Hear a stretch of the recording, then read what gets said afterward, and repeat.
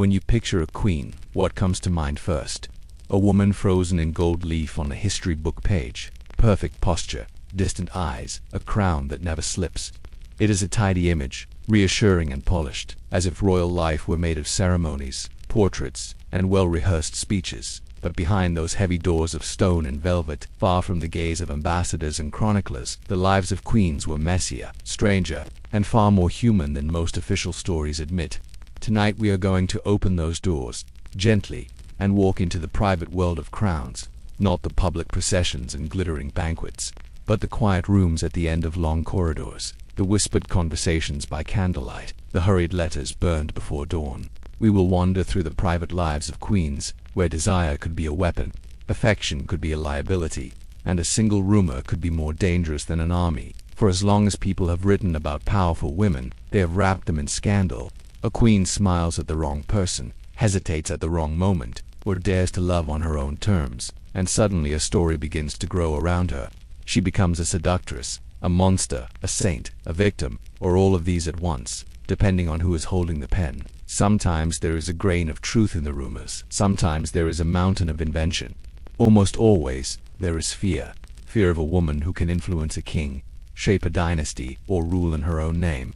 The official chronicles of empires rarely admit this openly. They speak in the language of alliances and treaties, battles and reforms.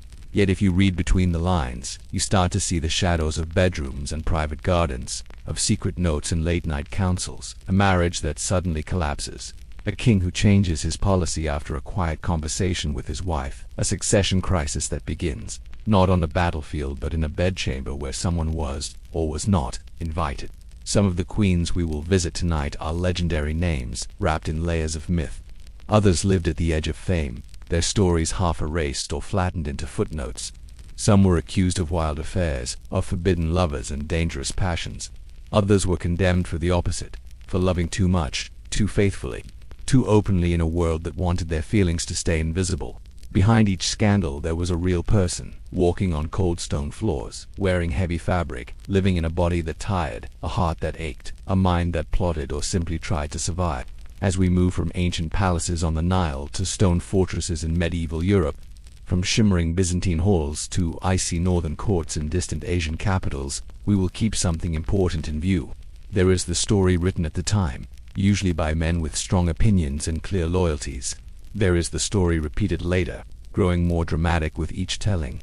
Between those two, like a candle behind thick glass, there is the quieter reality, a queen trying to balance expectation, ambition, fear, and desire.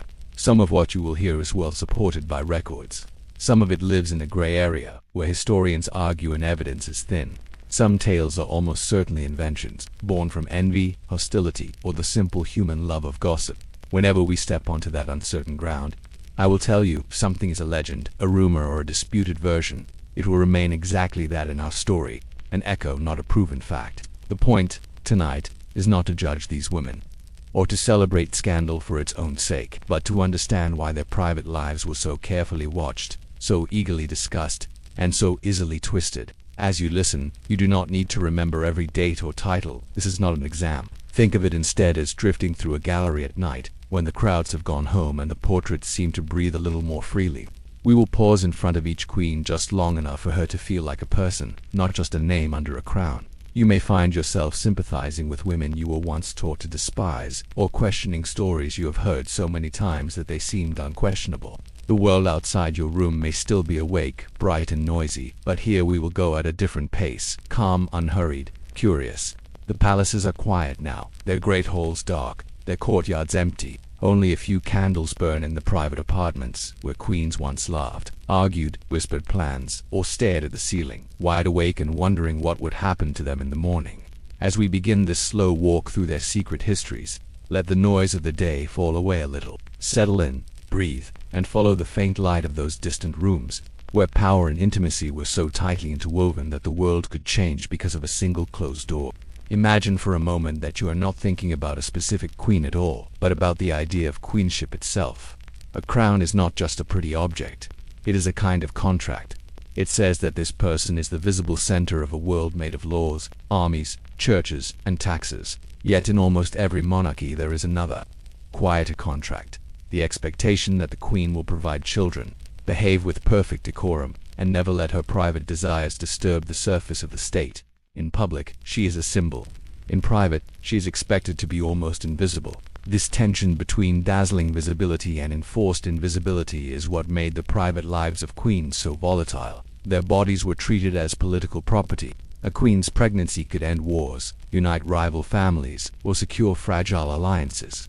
The absence of a pregnancy, or the birth of the wrong kind of child, could plunge kingdoms into crisis. Because of this, everything that happened, or might have happened, in their bedchambers became a matter of public anxiety. People who would never meet the queen felt entitled to speculate about her most intimate choices. At the same time, royal courts were not quiet or simple places. They were crowded ecosystems. Servants, courtiers, clerics, foreign ambassadors, widowed relatives, ambitious favorites, and bored young nobles moved through the same corridors. They watched, listened, and whispered. A glance that lingered too long, a laugh shared in a shadowed gallery, the subtle rearranging of who sat where at a banquet, all of these tiny signals could grow into stories. By the time those stories reached the outside world, they might be almost unrecognizable. It also mattered who was writing things down. For most of recorded history, the main storytellers were men aligned with particular factions, faiths, or families. They were not neutral observers. Many of them had firm ideas about how women, especially royal women, should behave. A queen who was quiet, obedient, and useful to their side might be praised as virtuous and pure, even if her private life was complicated. A queen who was assertive, ambitious, or simply inconvenient could be transformed, by a few strokes of the quill, into a seductress, a schemer, or a danger to the moral order. That does not mean every accusation was false. Some queens did take lovers. Some defied the roles assigned to them and reached for power using every tool available, including charm and emotional leverage. Others stayed within the formal boundaries of duty but were still judged harshly because they did not produce heirs quickly enough, or because their husbands preferred someone else. The point is not to decide who was innocent and who was guilty, as if we were presiding over a late-night courtroom. It is to notice how often the language of scandal was used to control them, to limit their influence, or to explain away the failures of the men around them. Add to this the fact that royal marriages were rarely born from love stories. Most queens were chosen for their bloodlines, their dowries, their family alliances, or their usefulness in diplomacy. They crossed mountains and seas to marry strangers, often as teenagers, bringing with them a few trusted attendants and a heavy package of expectations. They were supposed to adapt quickly to new languages, new customs, new religious rituals. They were expected to be gracious to hostile in-laws, obedient to husbands, still half strangers, and fertile on a schedule they did not control. Any sign of resistance or unhappiness could be read as ingratitude or treachery. In such a setting, a queen's private life was not just about romance, it was about survival and influence.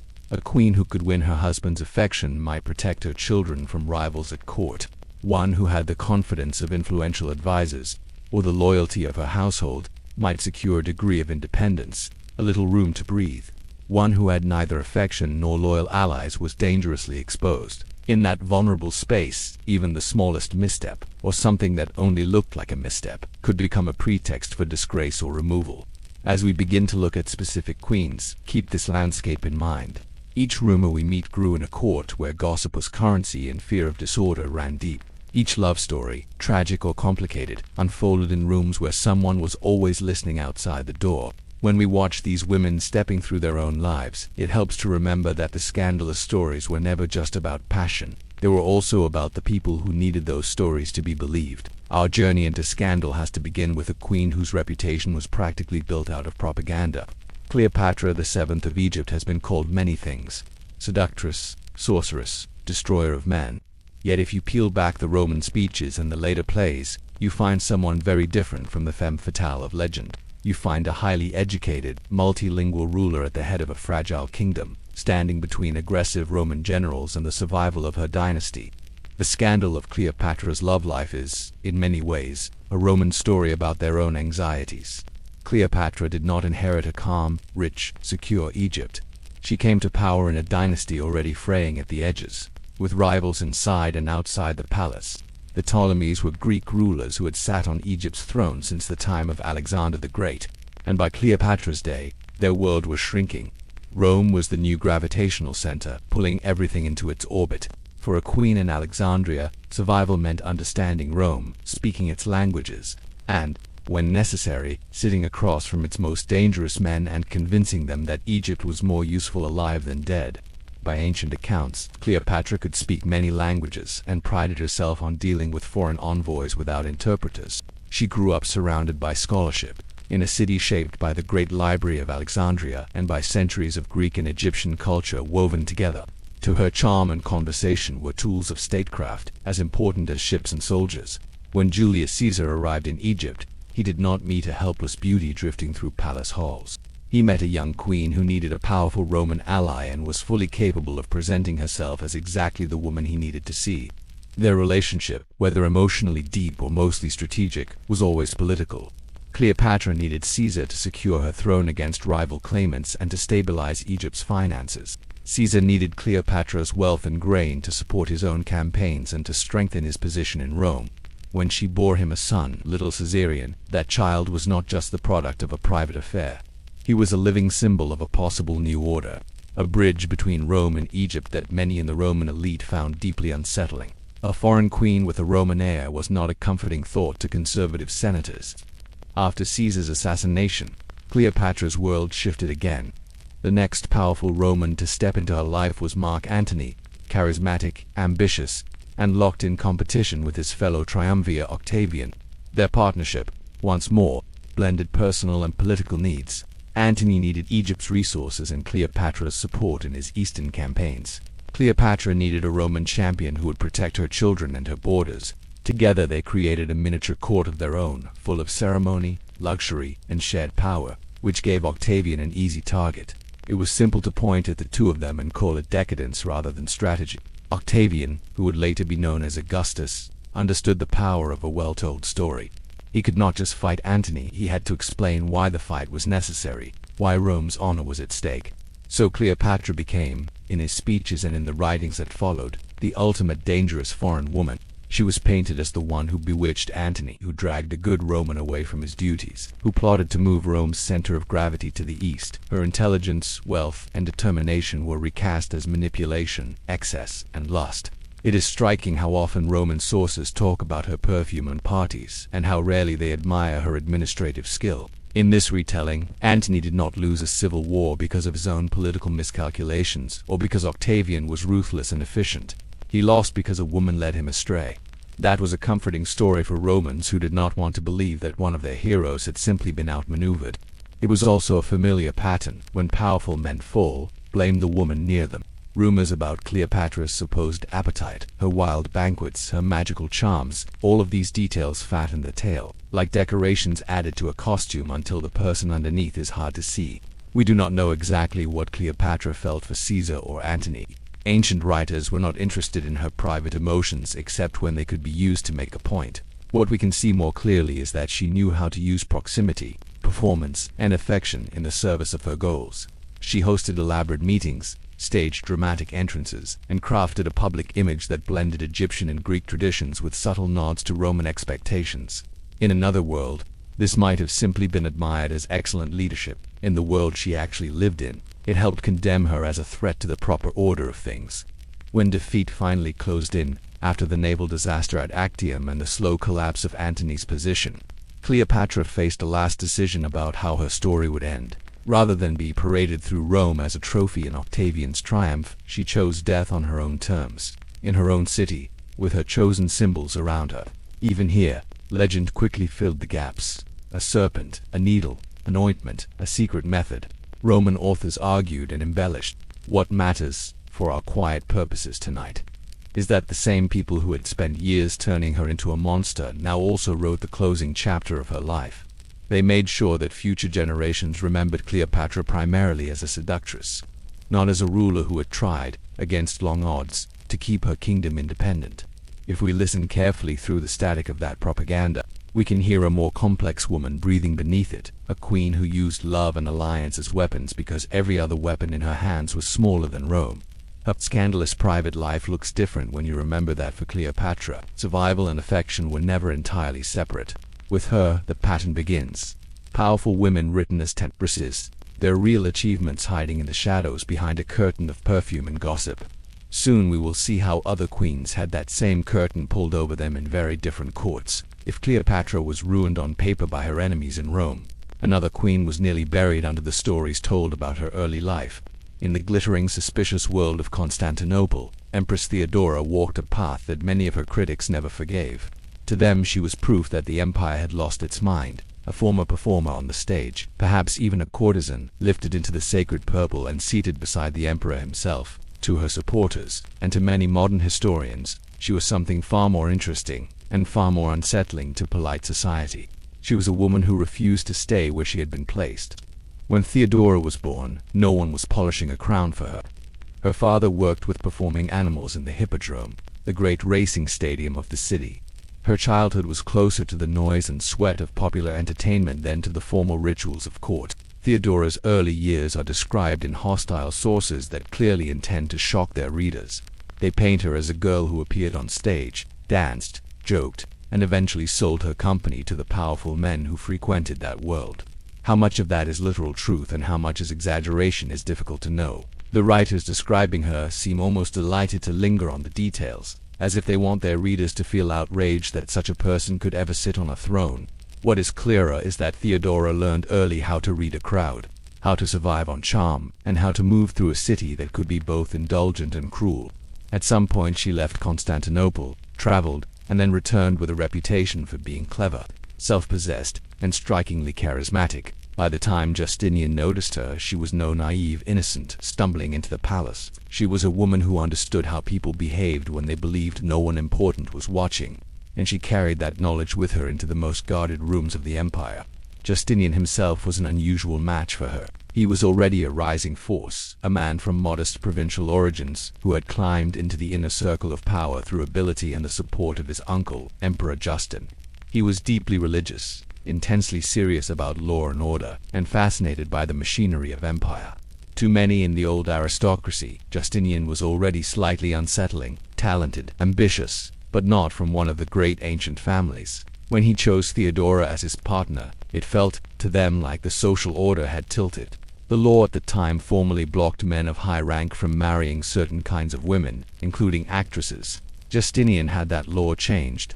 It is a small line in legal history, but an enormous moment in their personal story. With a stroke of the pen, the emperor-in-waiting cleared a path for the woman he wanted to stand beside him. It was a gesture filled with affection and trust, but it also gave ammunition to those who already disliked both of them. Every critic who resented Justinian's reforms now had something scornful to say. The empire was being steered by a man in love with someone they saw as unfit for such a place. Once Justinian became emperor, Theodora was not content to be a decorative consort.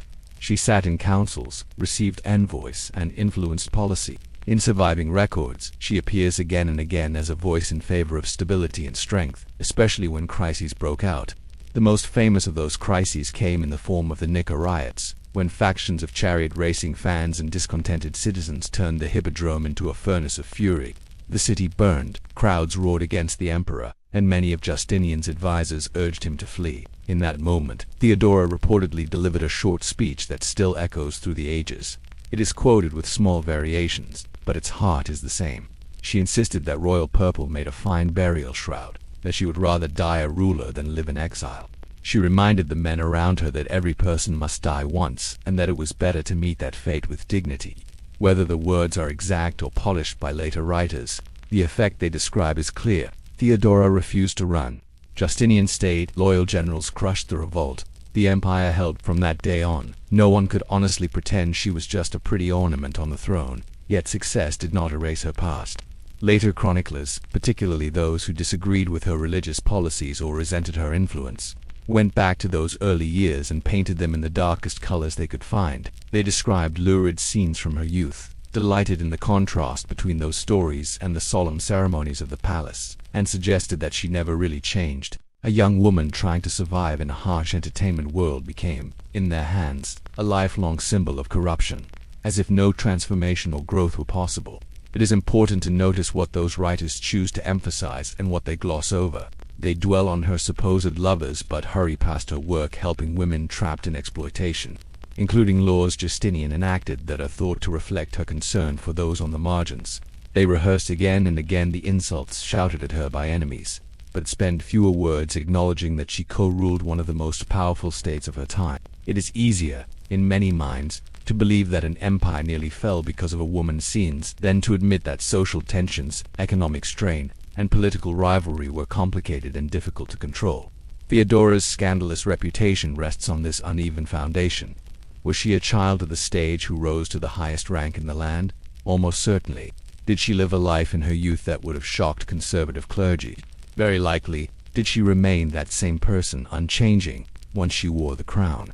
That is less convincing. People who climb out of hard circumstances often remember what they saw there, and they use that knowledge in ways that polite society would rather ignore. The image of Theodora looking down from a mosaic ceiling, stiff and severe in gold tesserae, can hide the young woman who once knew every corner of a roaring stadium and every mood of a restive crowd. As with Cleopatra, scandal became an easy script to impose on Theodora. Her rise offended the powerful, her refusal to flee shamed the timid, and her influence at court challenged those who believed that women should never shape policy. It was far more comfortable to call her immoral than to admit that she was simply formidable. When we scratch away at the accusations, what remains is a portrait of a queen who began life at the very edge of respectability and ended it at the center of imperial power, never entirely forgiven for the distance she had traveled. If we keep that journey in mind, the stories of later queens will look a little different too. We will start to see how often accusations of moral chaos follow women who cross boundaries they were meant to respect. From the gilded courts of Byzantium, our path now turns west, to a woman who carried half of France as her dowry and spent her life testing the limits of what a queen could do. By the time Eleanor of Aquitaine was old enough to understand the weight of her own name, she was already one of the most desirable matches in Europe, not because of her looks, though contemporaries hint she was striking, but because of land. She inherited the vast duchy of Aquitaine in what is now southwestern France, a region richer and more cultured than the kingdom she was about to marry into. In her person, songs, vineyards, and strategic fortresses all walked together, wrapped in silk and escorted by armored riders. Marrying Eleanor meant controlling a huge piece of the map. That alone was enough to make people watch her closely. Her first husband, Louis VII of France, did not look like the romantic partner a storyteller might choose for her. Louis had been educated to be a churchman, destined for quiet halls and calm cloisters, before the death of his elder brother pushed him suddenly toward the throne. He was serious, devout, and often anxious, a man who seemed more comfortable with prayer books than with laughter and noise. Eleanor, raised in a court that loved music, poetry, and lively debate, walked into his world like sunlight into a monastic corridor. It was not an easy fit. From the outside, the pairing made sense. France gained Aquitaine, and the new queen brought prestige and southern charm. Inside the marriage, however, tensions soon began to show.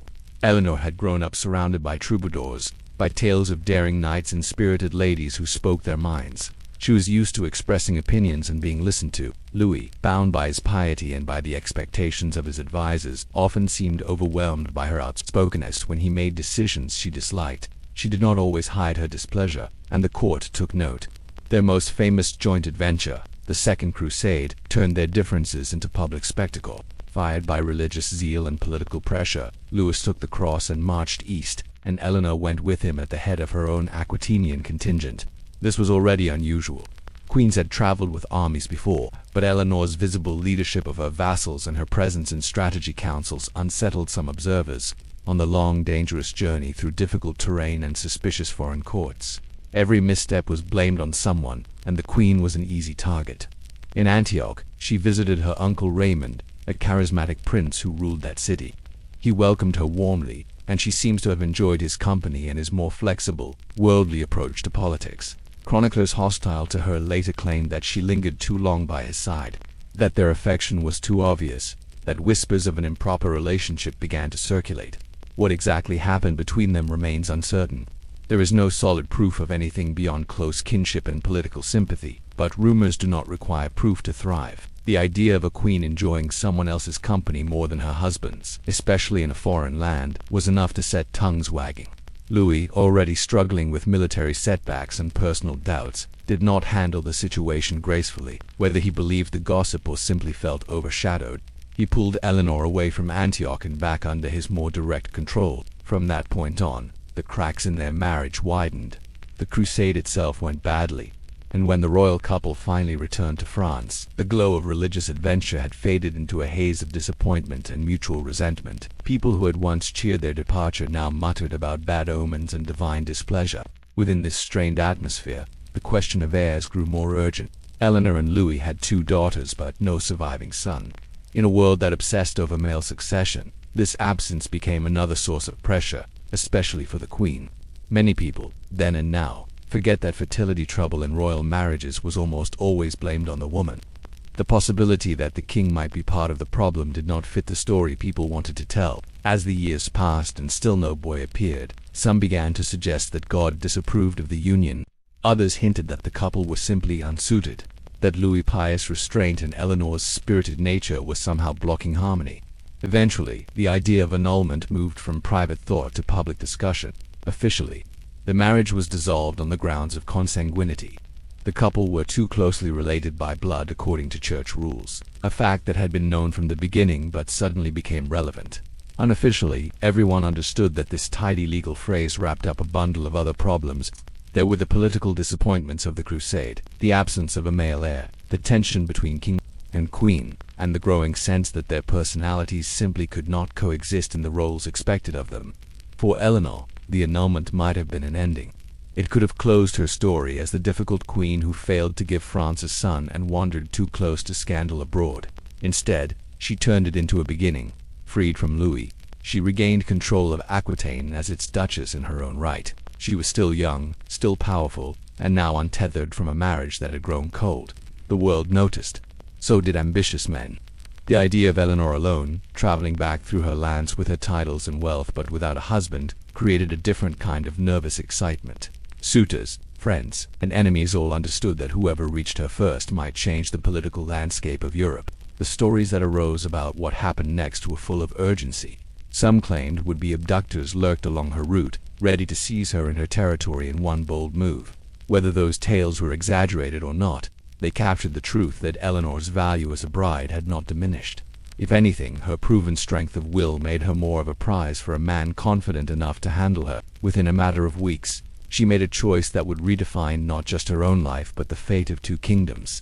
The queen who had just stepped out of one troubled marriage was about to walk into another, with a man whose ambition matched her own, and whose temper would make their household anything but peaceful. When Eleanor chose her second husband, she did not pick a gentle monk king this time. She married Henry, Duke of Normandy and Count of Anjou, a man on the brink of becoming Henry II of England. Where Louis had been cautious and devout, Henry was energetic almost to the point of restlessness. He rode hard, argued loudly, and attacked problems like walls to be broken rather than puzzles to be solved. If Louis and Eleanor had sometimes felt like inhabitants of different worlds, Henry and Eleanor recognized something more familiar in each other: ambition, impatience, and a refusal to sit quietly in the roles others assigned them.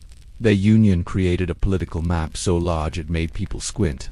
Between Henry's claims and Eleanor's lands, they controlled a long swath of territory stretching from the Scottish border down through England and across the Channel into much of western France.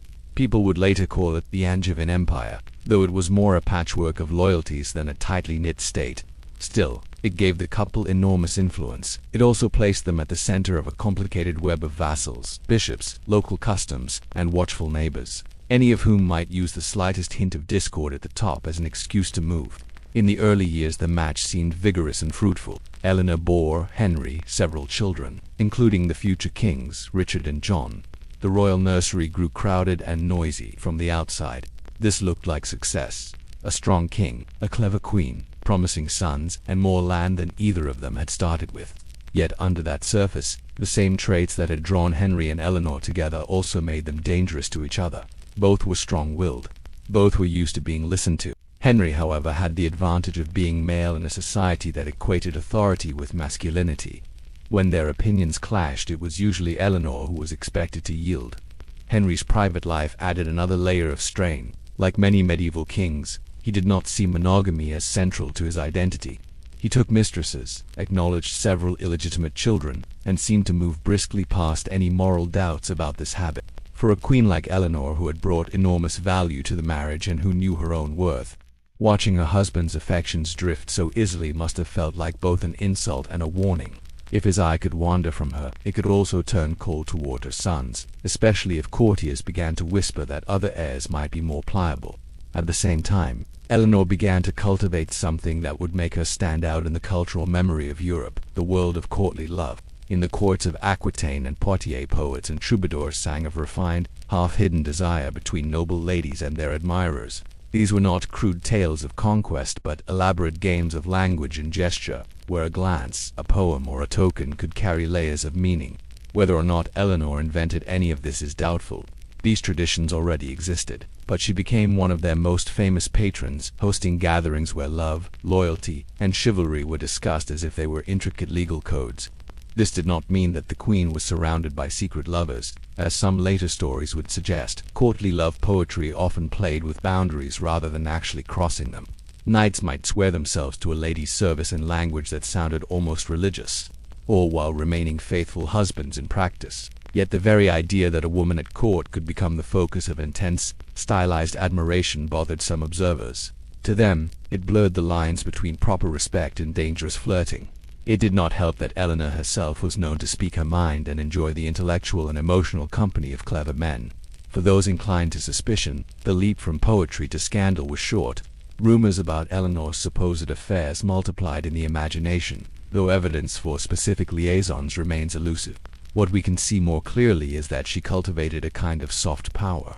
By turning her court into a center of culture and conversation, she drew talented people into her orbit. Ideas moved through her salons as easily as music, and in a world where information was precious, that mattered. The image of Eleanor presiding over discussions of love and loyalty is not just romantic decoration. It hints at a queen who understood that stories shape behavior, and that the way people talk about love can quietly shape the way they talk about obedience and rebellion too. The real scandal of Eleanor's later life in the eyes of many of her contemporaries was not about love at all. It was about loyalty and revolt. As her sons grew older, they began to chafe under Henry's firm grip. He was reluctant to give them real authority, preferring to keep power centralized in his own hands while granting them titles that sounded impressive but came with limited freedom. The young princes, encouraged by ambitious allies and perhaps by their mother's own frustrations, pushed back. In the Great Rebellion of 1173–74, Henry's sons rose against him. Standing quietly in the background, as some medieval queens might have done, was not Eleanor's choice. Sources suggest that she supported her sons, at least politically, and perhaps more directly. The exact extent of her involvement is debated, but the fact that Henry had her arrested speaks loudly. A king does not imprison his queen without believing that she poses a genuine threat. For him it was betrayal on multiple levels. A wife siding with rebellious children, a duchess stirring unrest in the lands she had brought as dowry, a partner turned rival. For her enemies, it was confirmation of what they had always suspected, that Eleanor was too independent, too willing to step into spaces reserved for men. Henry kept her under varying degrees of confinement for years. She was not thrown into a dungeon, but her movements were restricted, her political voice carefully checked. When he died and their son Richard took the throne, one of his first acts was to free her. The image of Eleanor emerging from years of controlled seclusion, still sharp, still influential, is a quiet rebuke to anyone who assumed that time and restraint would shrink her in her later years. She served repeatedly as regent, managing affairs while Richard was on crusade and, later, while he was held captive. She negotiated marriages, arranged ransoms, and rode across dangerous territories in her 70s to secure the future of her family. Looking back over her long life, the list of supposed scandals attached to Eleanor is long. A flirtation with her uncle in Antioch, unidentified affairs at her own courts, the encouragement of romantic disorder through poetry, and the ultimate crime of backing a revolt against her husband. Yet if you strip away the moral drama, a different pattern emerges. You see a woman who refused to be a decorative prize, who insisted on participating in the political decisions that shaped her world, and who remained active long after many would have retreated into the background. For writers uncomfortable with that kind of female presence, the easiest explanation was that she was simply too passionate, too disobedient, too much. In that sense, Eleanor stands beside Cleopatra and Theodora in a small, uneasy sisterhood, powerful women whose energy and choices were translated into stories about their hearts and bodies, as if politics could not possibly explain their behavior. From her we can step forward to queens whose reputations are even darker, women accused not just of loving unwisely but of arranging deaths and conducting affairs under cover of night. The line between fact and legend will grow thinner now, but the anxieties hiding behind the accusations will look strangely familiar. Some queens earned reputations for being too loyal, others for being too bold. Joanna of Naples seems to have collected almost every accusation available to a medieval imagination. Lustful, murderous, reckless, and dangerously independent. To her enemies, she was the embodiment of a kingdom gone wrong. A woman who changed husbands like outfits, and who might, according to one infamous legend, have installed a literal trapdoor beneath her bed. It is a vivid story, easy to remember in the dark, but as with so many tales, the truth underneath it is more complicated and, in its own way, more interesting. Joanna inherited the kingdom of Naples when she was still young, and from the start, her life was entangled with foreign expectations. She had been betrothed as a child to Andrew of Hungary, a prince from a powerful and ambitious house. The match was designed to keep peace between branches of the same extended royal family, but it never sat comfortably on anyone's shoulders. Andrew expected to be crowned and to share full royal authority. Neapolitan nobles, wary of Hungarian influence, preferred Joanna to remain the main sovereign. The marriage was less a romantic union than a tug-of-war played out in corridors and council chambers. In this tense atmosphere, every look, every misstep, was noticed. Joanna, raised in a sophisticated southern Italian court, moved with ease among poets, clerics, and aristocrats who were used to a certain level of elegance and flirtation. Andrew, by contrast, was described as blunt and less polished, a man who did not quite fit the expectations of the Neapolitan elite. Whether Joanna felt any real affection for him is hard to know. What is clearer is that the people around them were divided, and those divisions were sharp. Some backed Andrew, hoping he would pull Naples closer to Hungarian orbit. Others rallied behind Joanna, seeing her as the rightful center of power. Then Andrew died. The event that should have been a personal tragedy turned immediately into a political earthquake. He was killed violently on a night hunt, dragged from his bedchamber and strangled. The details, as preserved in chronicles, are dramatic: shouts in the dark, loyal attendants locked out, a helpless young man taken by surprise. Very quickly, suspicion turned to Joanna. Some claimed she had planned the whole thing, that she had ordered the crime to free herself from an unwanted, overbearing husband. Others suggested that the Neapolitan nobility had acted on their own, then used her supposed complicity as both excuse and shield. There is no surviving confession, no neat piece of evidence that proves she gave the order. But in politics, especially royal politics, the absence of proof rarely stops people from assigning blame. The Hungarian royal family certainly did not hesitate. To them, the death of Andrew was not just a murder, it was an attack on their bloodline. They accused Joanna openly and used the crime as a justification to send armies south. War, once again, grew from a marriage bed. Joanna, suddenly a widow and a queen under siege, did what queens often did when the ground shook beneath their feet. She remarried. Her second and later husbands were chosen with calculation, each alliance an attempt to shore up her position, to find protection in a world suddenly filled with accusing fingers. To observers already inclined to see her as dangerous, the sequence of marriages looked like proof that she was fickle and morally loose. It is in this climate of fear and judgment that the most famous legend attached to Joanna was born. According to later stories, she would invite lovers into her bedchamber through the cover of night. The room, so the tale goes, contained a hidden trapdoor beneath the mattress. When she tired of a man or feared discovery, she would pull a lever, and the unfortunate visitor would plunge into the water or spikes below, conveniently removing a witness and a problem at once. It is exactly the kind of story that sticks: theatrical, simple to visualize, and seemingly tailored to punish a woman who dared to enjoy her own desires. Yet when historians look for solid evidence of any such mechanism, they find only silence. There are no reliable contemporary reports of this trapdoor, no architectural remains or serious records confirm that a death chamber lurked under her bed. The story appears in later hostile accounts, growing more elaborate with each retelling. It has all the hallmarks of a moral fable rather than a factual report. A queen accused of killing her husband and taking more than one spouse becomes, in these tales, a voracious figure who literally drops her lovers to their deaths once they have served her. It is gossip in the shape of a ghost story. If we set the trapdoor aside, what remains is still a life filled with turbulence. Joanna had to navigate repeated invasions, shifting alliances, and the constant need to convince her own subjects that she was strong enough to rule. She dealt with popes and princes, aspirants to her throne, and relatives who believed they had better claims. In such a setting, every personal choice was political. A new wedding ring could be interpreted as a declaration of loyalty to one faction and a declaration of hostility to another. Any sign of happiness or fatigue in her private relationships could be twisted into evidence of secret plots. It is not surprising that stories flourished. What is striking, and worth keeping in mind as you lie there listening, is how readily powerful women are turned into stories about appetite. Joanna's real challenges were military, diplomatic, and financial. She faced questions of succession and legitimacy, the heavy burden of keeping a kingdom intact in a violent age. Yet the image that survives most stubbornly is not of a queen poring over documents or conferring with advisors, but of a woman leaning on a hidden lever while a doomed lover stands at the edge of her bed. That choice of emphasis tells us something about the people who preserved her memory. In the soft half-light of imagination, Joanna's story bends two ways at once. On one side, there is the anxious crowd, whispering that she was faithless, cruel, and unnaturally powerful, a warning about what happens when a woman refuses to submit. On the other, there is a solitary figure in a palace that never truly sleeps, aware that the men around her may fail, betray, or abandon her, and that the only constant in her life is her own capacity to decide. Somewhere between those two, the real Joanna walked, step by careful step, through a life that could never be private, no matter how thick the curtains were. Some queens pulled their kingdoms toward them with sheer force of personality. Isabella of France pulled an entire army across the sea.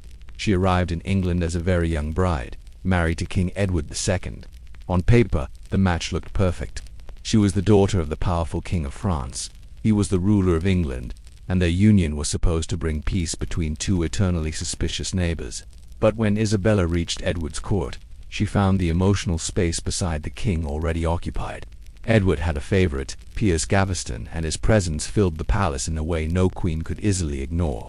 Chroniclers, both sympathetic and hostile, agree that Edward and Gaveston were unusually close.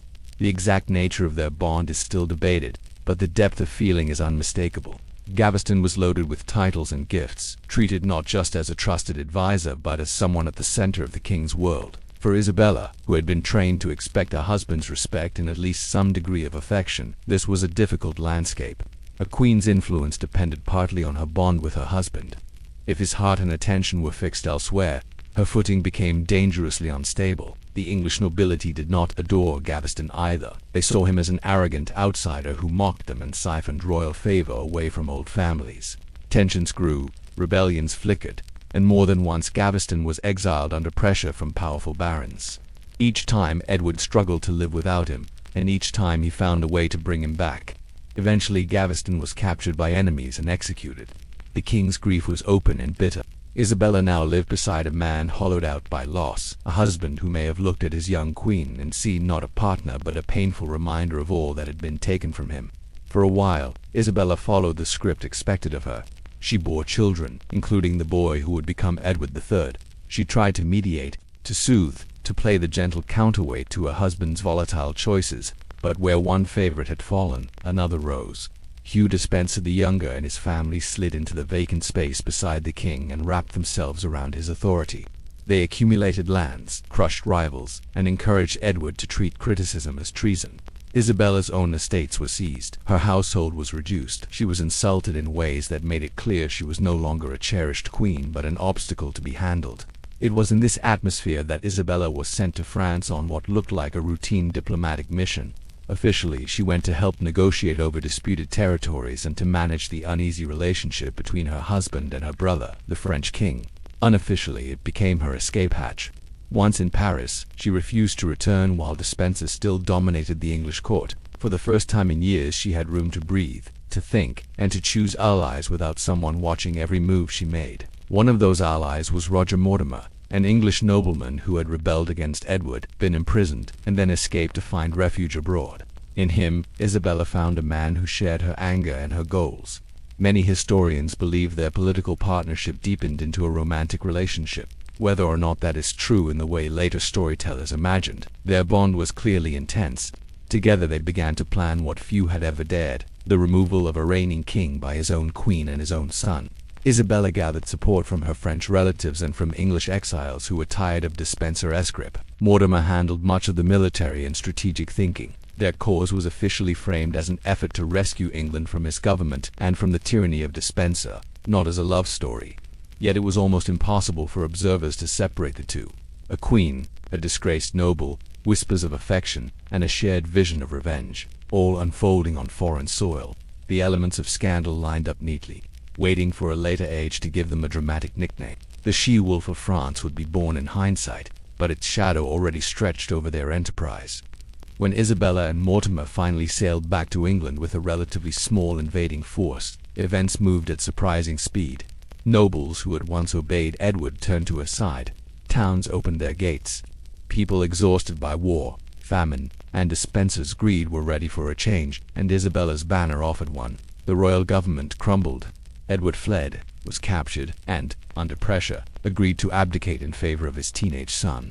A boy king needs guardians, and Isabella, as queen mother, stepped smoothly into power, with Mortimer close beside her. For a few years they ruled together, issuing orders in the young king's name and reshaping the realm to suit their vision. Then came the darkest question of all, the fate of the dethroned king. While in captivity, Edward II died. The official explanation spoke of illness and natural causes. Immediately, rumor leapt into the silence. Many believed he had been killed on Isabella and Mortimer's orders. Later writers added a horrifying detail, claiming he was murdered in a way designed to leave the body outwardly unmarked, with a red-hot instrument used in secret. Modern historians tend to see this as a later invention, a grim piece of theater glued onto an already murky story. Yet whether or not it actually happened, the vision stuck. For Isabella's reputation, the literal truth almost matters less than the eagerness with which that image was repeated. A queen who led an invasion, toppled her husband, and then governed with another man's help was too unsettling to leave in shades of gray. She had to be transformed into something monstrous, a warning figure rather than a complex human being. Turning her into a wolfish conspirator who sanctioned unspeakable cruelty allowed society to file her away neatly, not as a woman reacting to humiliation, danger, and political chaos, but as an embodiment of unrestrained female ambition. Isabella's time at the top did not last. Her son Edward III grew into his own authority and grew tired of Mortimer's overbearing presence. With a swift and carefully planned coup, the young king seized Mortimer, had him executed, and quietly pushed his mother into a life of relative retirement. She was not killed. She kept lands, status, and comfort. But the queen who had once crossed the channel with an army ended her days walking in gardens rather than guiding kingdoms. From a sleepless distance, her story feels like a tightrope. As a neglected wife, she attracted pity. As a diplomatic guest, she was tolerated. As a rebel leader and effective ruler, she was feared and condemned. The allegations of a lover and a murdered husband gave frightened people a simpler story to hold on to. It felt better to say that a queen was driven by forbidden desire and hunger for power than to admit that the royal system itself had produced a crisis. In Isabella's life, the line between bedroom scandal and state emergency fades until it is almost invisible, reminding us how dangerous it could be when a queen stopped playing the part others wrote for her. There are some stories where the scandal feels almost deliberately theatrical, as if the universe decided to stage a morality play in the biggest palace it could find. The so-called Tour de Nesle affair in early 14th century France is one of those. It begins with 3 young royal women, all daughters-in-law of King Philip IV, and ends with executions, imprisonments, and a succession crisis that reaches far beyond the walls of a single tower. For once, the center of the story is not a reigning queen but women who were supposed to become queens, or to stand beside kings without drawing too much attention. History had other plans. Philip IV, sometimes called Philip the Fair, ruled a France that seemed, on the surface, orderly and strong. He had 3 sons, Louis, Philip, and Charles. Each needed a suitable wife, and he found them in the form of Margaret, Blanche, and Joan of Burgundy. These princesses were expected to do what royal brides always did: provide heirs, decorate ceremonies, and stay within the narrow corridors assigned to them. For a while, nothing seemed openly amiss. The court moved through its regular rituals of hunts, feasts, councils, and processions. Yet under that polished surface, something small and secret was growing. According to later accounts, the spark came from a gift, or perhaps from simple observation. Philip's daughter, Isabella of France, now Queen of England, visited her family in Paris.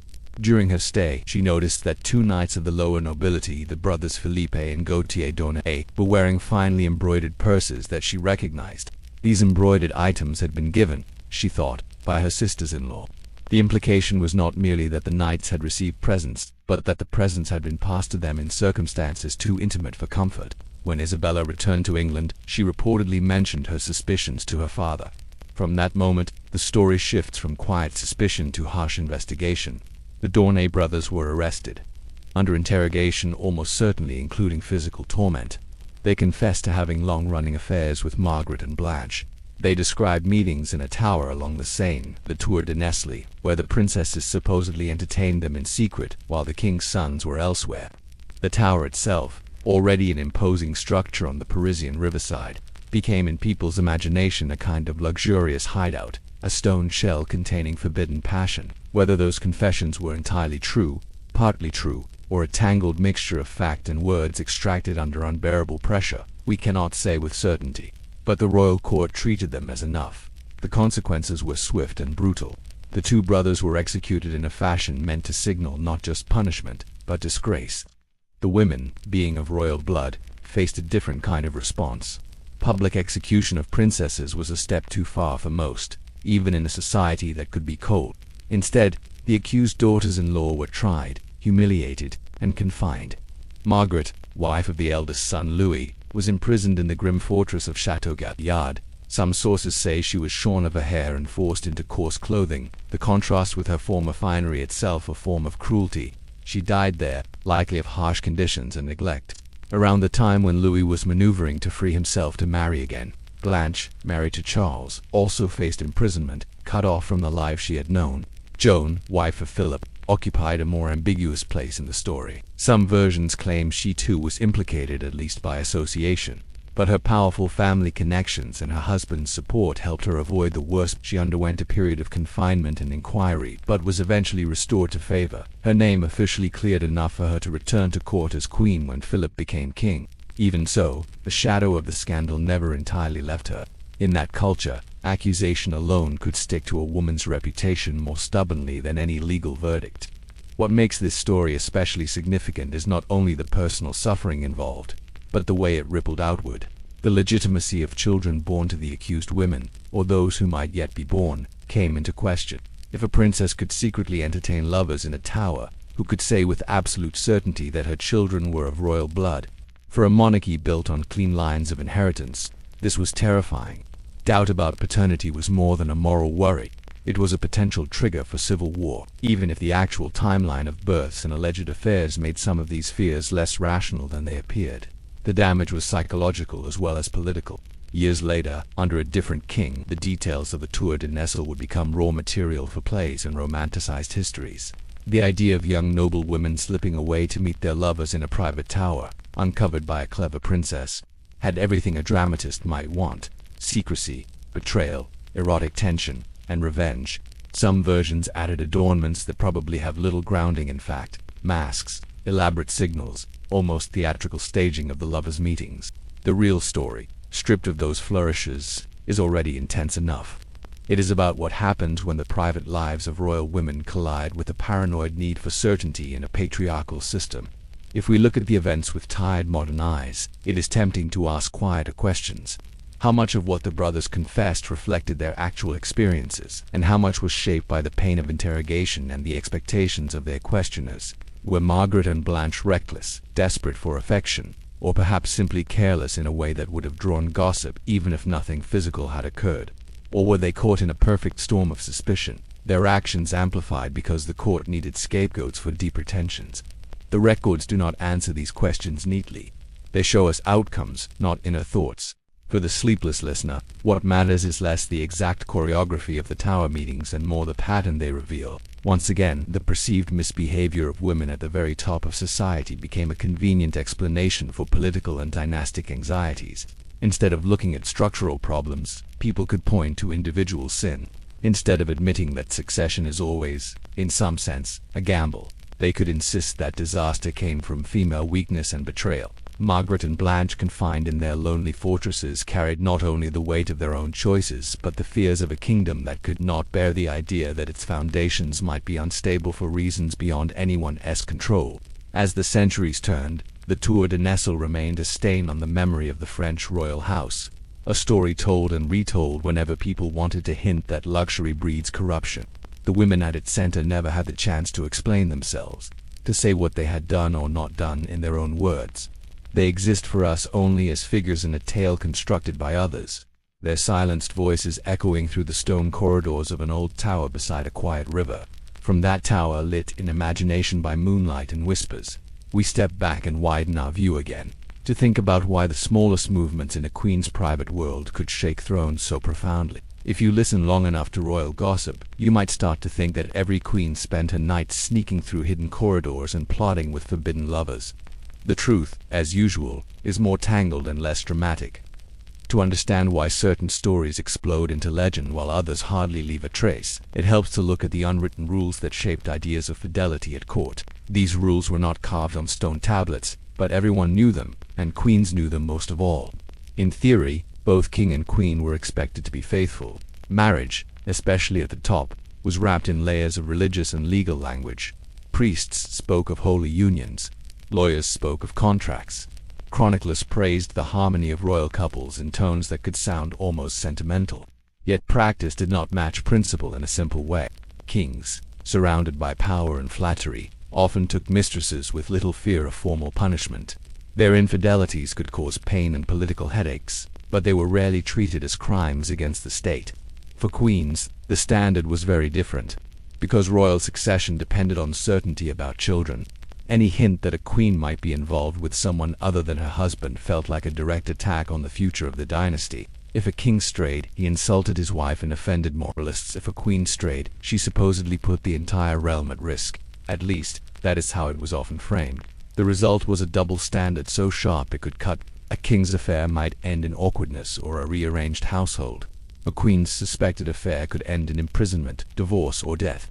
That imbalance shaped not just reality but imagination. It meant that even a queen whose behavior was entirely within the narrow corridor of respectability could find herself accused if someone needed an excuse to attack her or her children.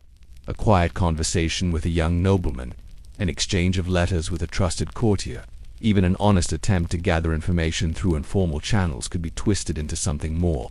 People who wanted to believe in scandal would see it everywhere. People who wanted stability would either look away or loudly declare that nothing improper could possibly be happening. In this atmosphere, the role of the royal favorite becomes important. Courts were full of people orbiting the throne, hoping to be noticed. Some were handsome knights, some were thoughtful advisors, some were cousins and in-laws with long-standing connections. A queen who chose a handful of trusted companions, men or women, was simply doing what anyone in a dangerous environment would do, building a small circle of loyalty. Yet if those companions were young, charming, or came from families competing for influence, their relationship with the queen could become the subject of murmurs. Even the way someone kissed her hand or lingered at her side during a dance could be read as a sign by those eager to decode it. We also have to remember that language of love and admiration was more flexible in past centuries than it sometimes feels today. Letters between friends could sound extravagantly emotional. Poets might write verses about a queen that praised her beauty, grace, and virtue in terms that sound to modern ears almost like a confession of romantic love. Courtiers knelt, pledged service, and wore their ladies' colors into tournaments. None of this necessarily meant an affair was occurring. It could be a kind of ritual, a game of symbols understood by everyone to stop at a certain line. But to later generations, especially readers raised on more restrained forms of expression, those words and gestures looked like evidence of much more intimate connections. There were, of course, queens who did cross those lines. Human nature did not halt at the palace gate. Some found themselves trapped in loveless or abusive marriages, sent far from home, surrounded by strangers. They might turn to someone else for comfort, emotional or physical.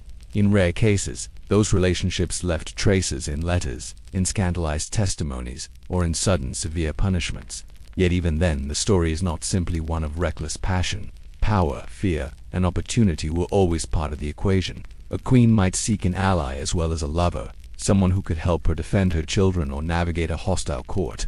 A man who allowed himself to become that ally risked his life because the stakes were so high. Accusations of infidelity became political tools. A queen who opposed a powerful minister could find herself accused of being influenced by an inappropriate relationship with someone else. A faction that wanted to discredit the prince might spread whispers that his mother had never been truly faithful to the king, planting doubts where none had existed before. Sometimes these rumors stayed in the shadows, carried in low voices among courtiers. Sometimes they burst into the open, as they did in the Tour de Nesle affair, with trials and condemnation. In either case, they worked because they played on deep-seated cultural fears, the fear that the visible order of the world might be hiding a secret chaos. The irony is that while chronicles obsess over the supposed sins of queens, they often ignore the more ordinary, quieter intimacy that filled royal marriages.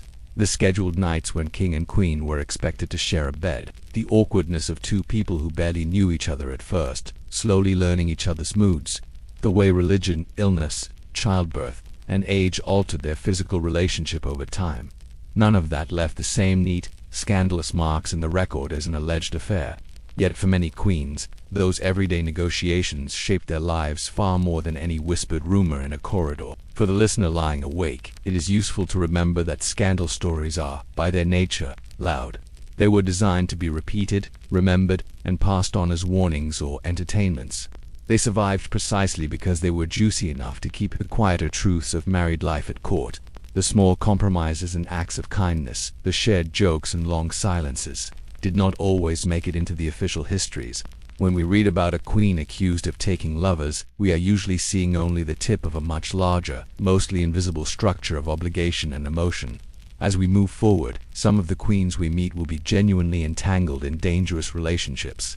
Others will be standing in the middle of a story they never chose, cast as villains or temptresses by people who needed a simple explanation for complicated events. In every case, their private lives will be treated as public property, weighed and judged by voices that rarely asked what it felt like to live inside that scrutiny.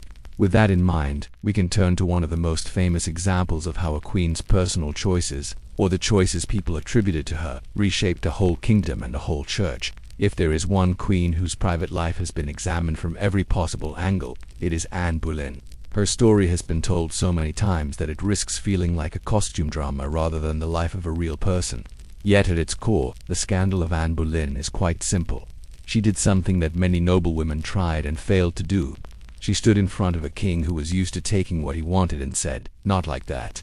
When Anne arrived at the court of Henry VIII, she did not look like a future queen in the eyes of most observers. She was from a respectable but not ancient family, educated and polished by time spent in the courts of Burgundy and France.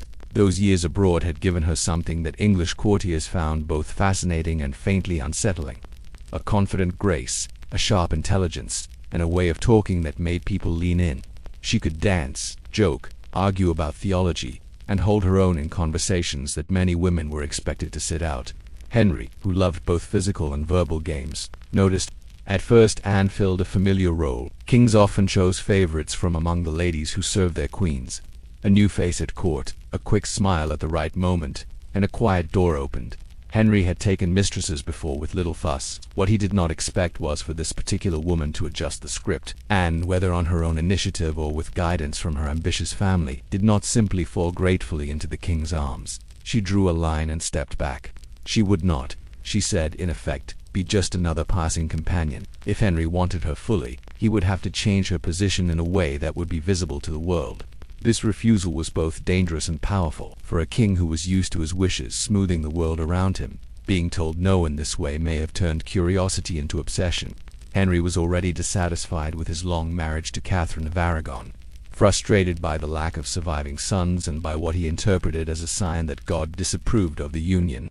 Anne's appearance at this moment gave his restless mind a focus. He began to see in her not only a woman he desired, but a possible solution to a problem he had elevated to a spiritual crisis. What followed was not a simple love story, but a prolonged collision between personal desire and institutional power. Henry sought an annulment from Catherine, arguing that their marriage had never been valid because she had once been married to his late brother. The Pope, caught between European politics and theology, delayed and hesitated.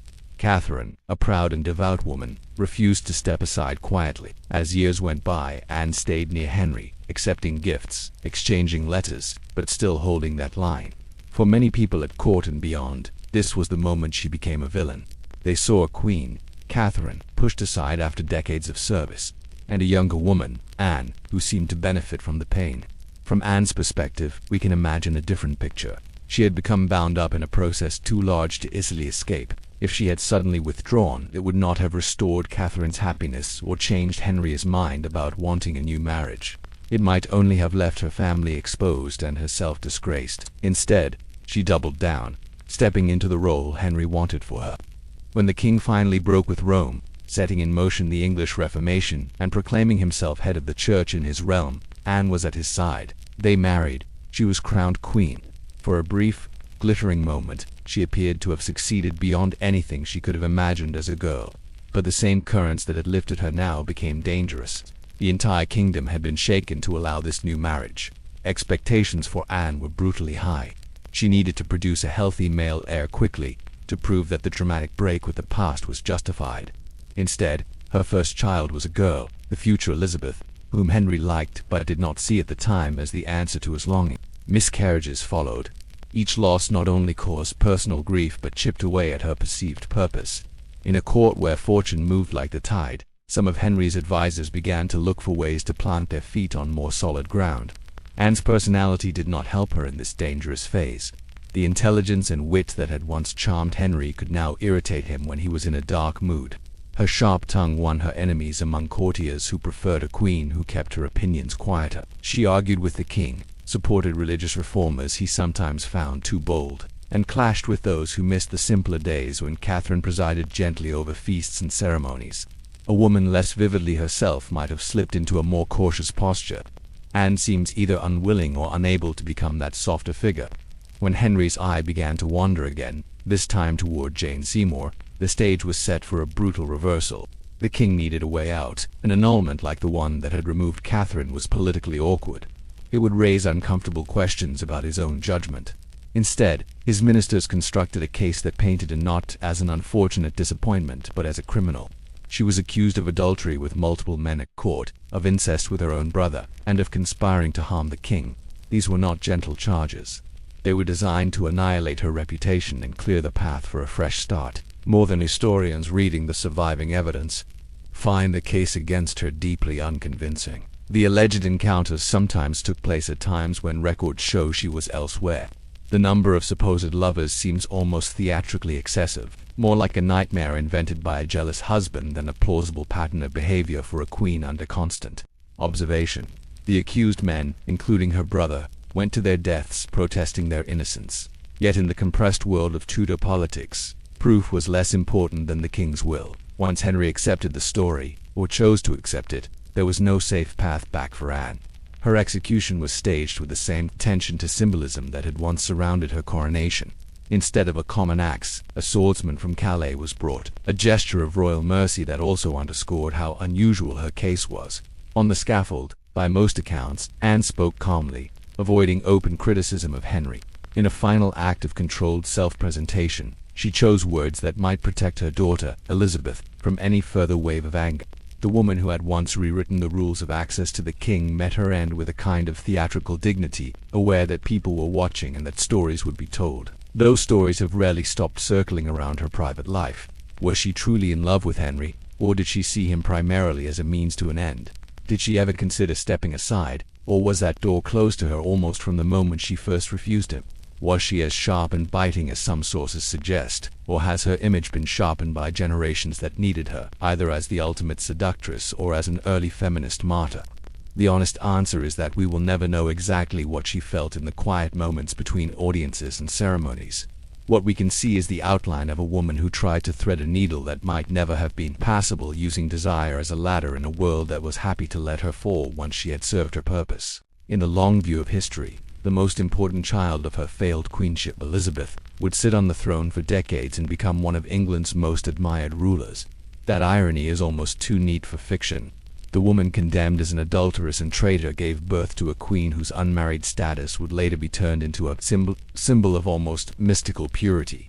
Between those two lives lies a reminder that what looks like a scandal in one generation can open doors, painfully, for another. Anne's private choices, or the choices attributed to her, tore a kingdom away from the old religious order and reshaped an island's destiny. Behind the gossip and the accusations, there is a simple, sleepless thought. In trying to control his own story and his own desires, a king created a storm that would outlast them both. And at the center of that storm stood a woman who had dared, once, to say no. Not every queen walked into scandal. Some stood at the edge of it, took a long, thoughtful look, and quietly stepped away.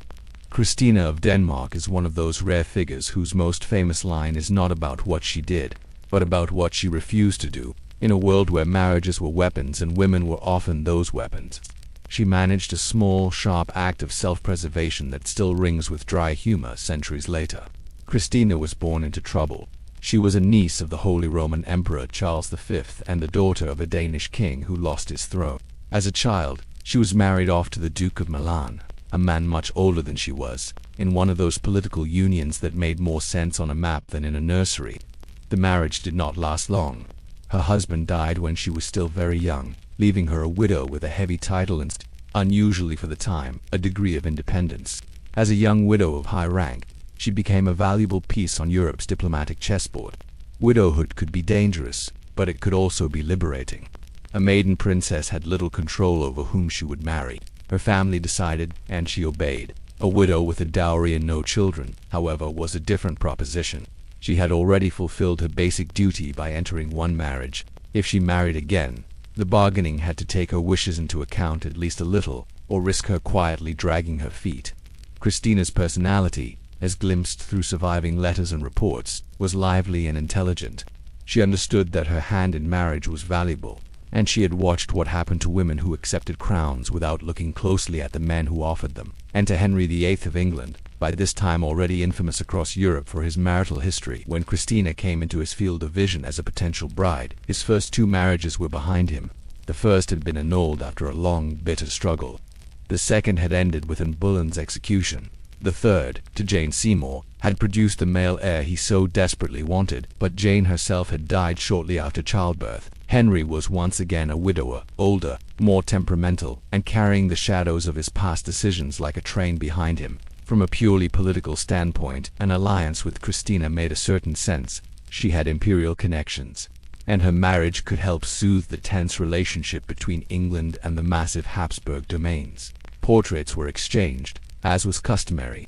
One of these portraits, painted by Hans Holbein the Younger, shows Christina in dark clothing appropriate for a widow, her face calm, her gaze direct.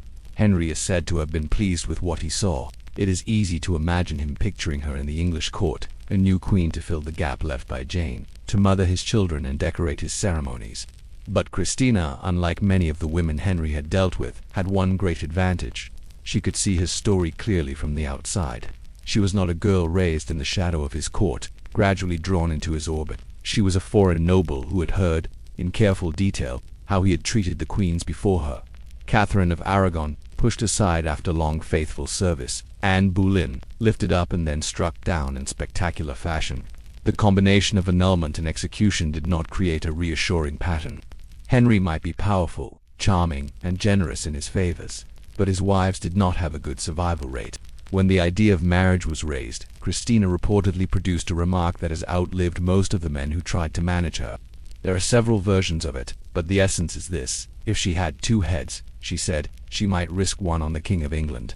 It is a line that slices neatly through all the solemn negotiations. In one sentence she acknowledged his interest, his power, and his danger, and drew a boundary in a way that was witty enough to repeat without sounding like outright insult. For a young woman in her position, it was a masterclass in smiling refusal. The marriage never happened. Henry turned his attention elsewhere, eventually marrying Anne of Cleves, and then, after that union was quickly dissolved, 2 more wives.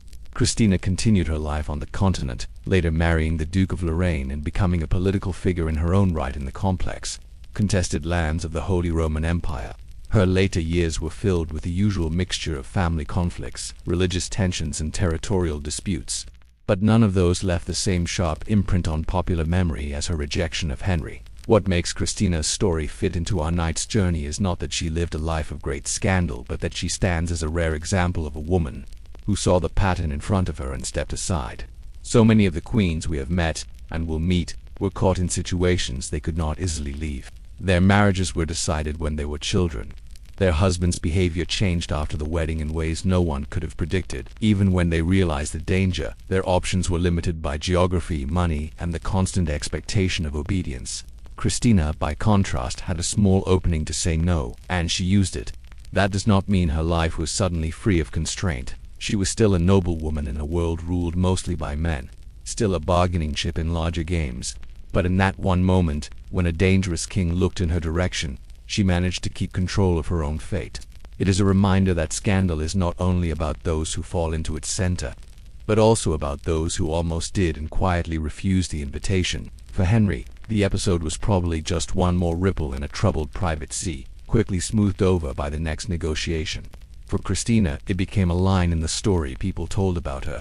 The young widow with the sharp tongue who was clever enough to stay out of the English royal marriage carousel. As we drift from her composed figure back into the wider world of queens whose choices were less free, her voice lingers faintly in the air, a small amused warning that sometimes the most scandalous thing a woman could do was simply to protect herself. Some queens were condemned for loving too little, or for loving too many. Joanna of Castile was condemned, in a way, for loving too much, or at least for refusing to love in the tidy, measured way her world expected. Her story is one of the most haunting in royal history, wrapped in the language of madness and grief.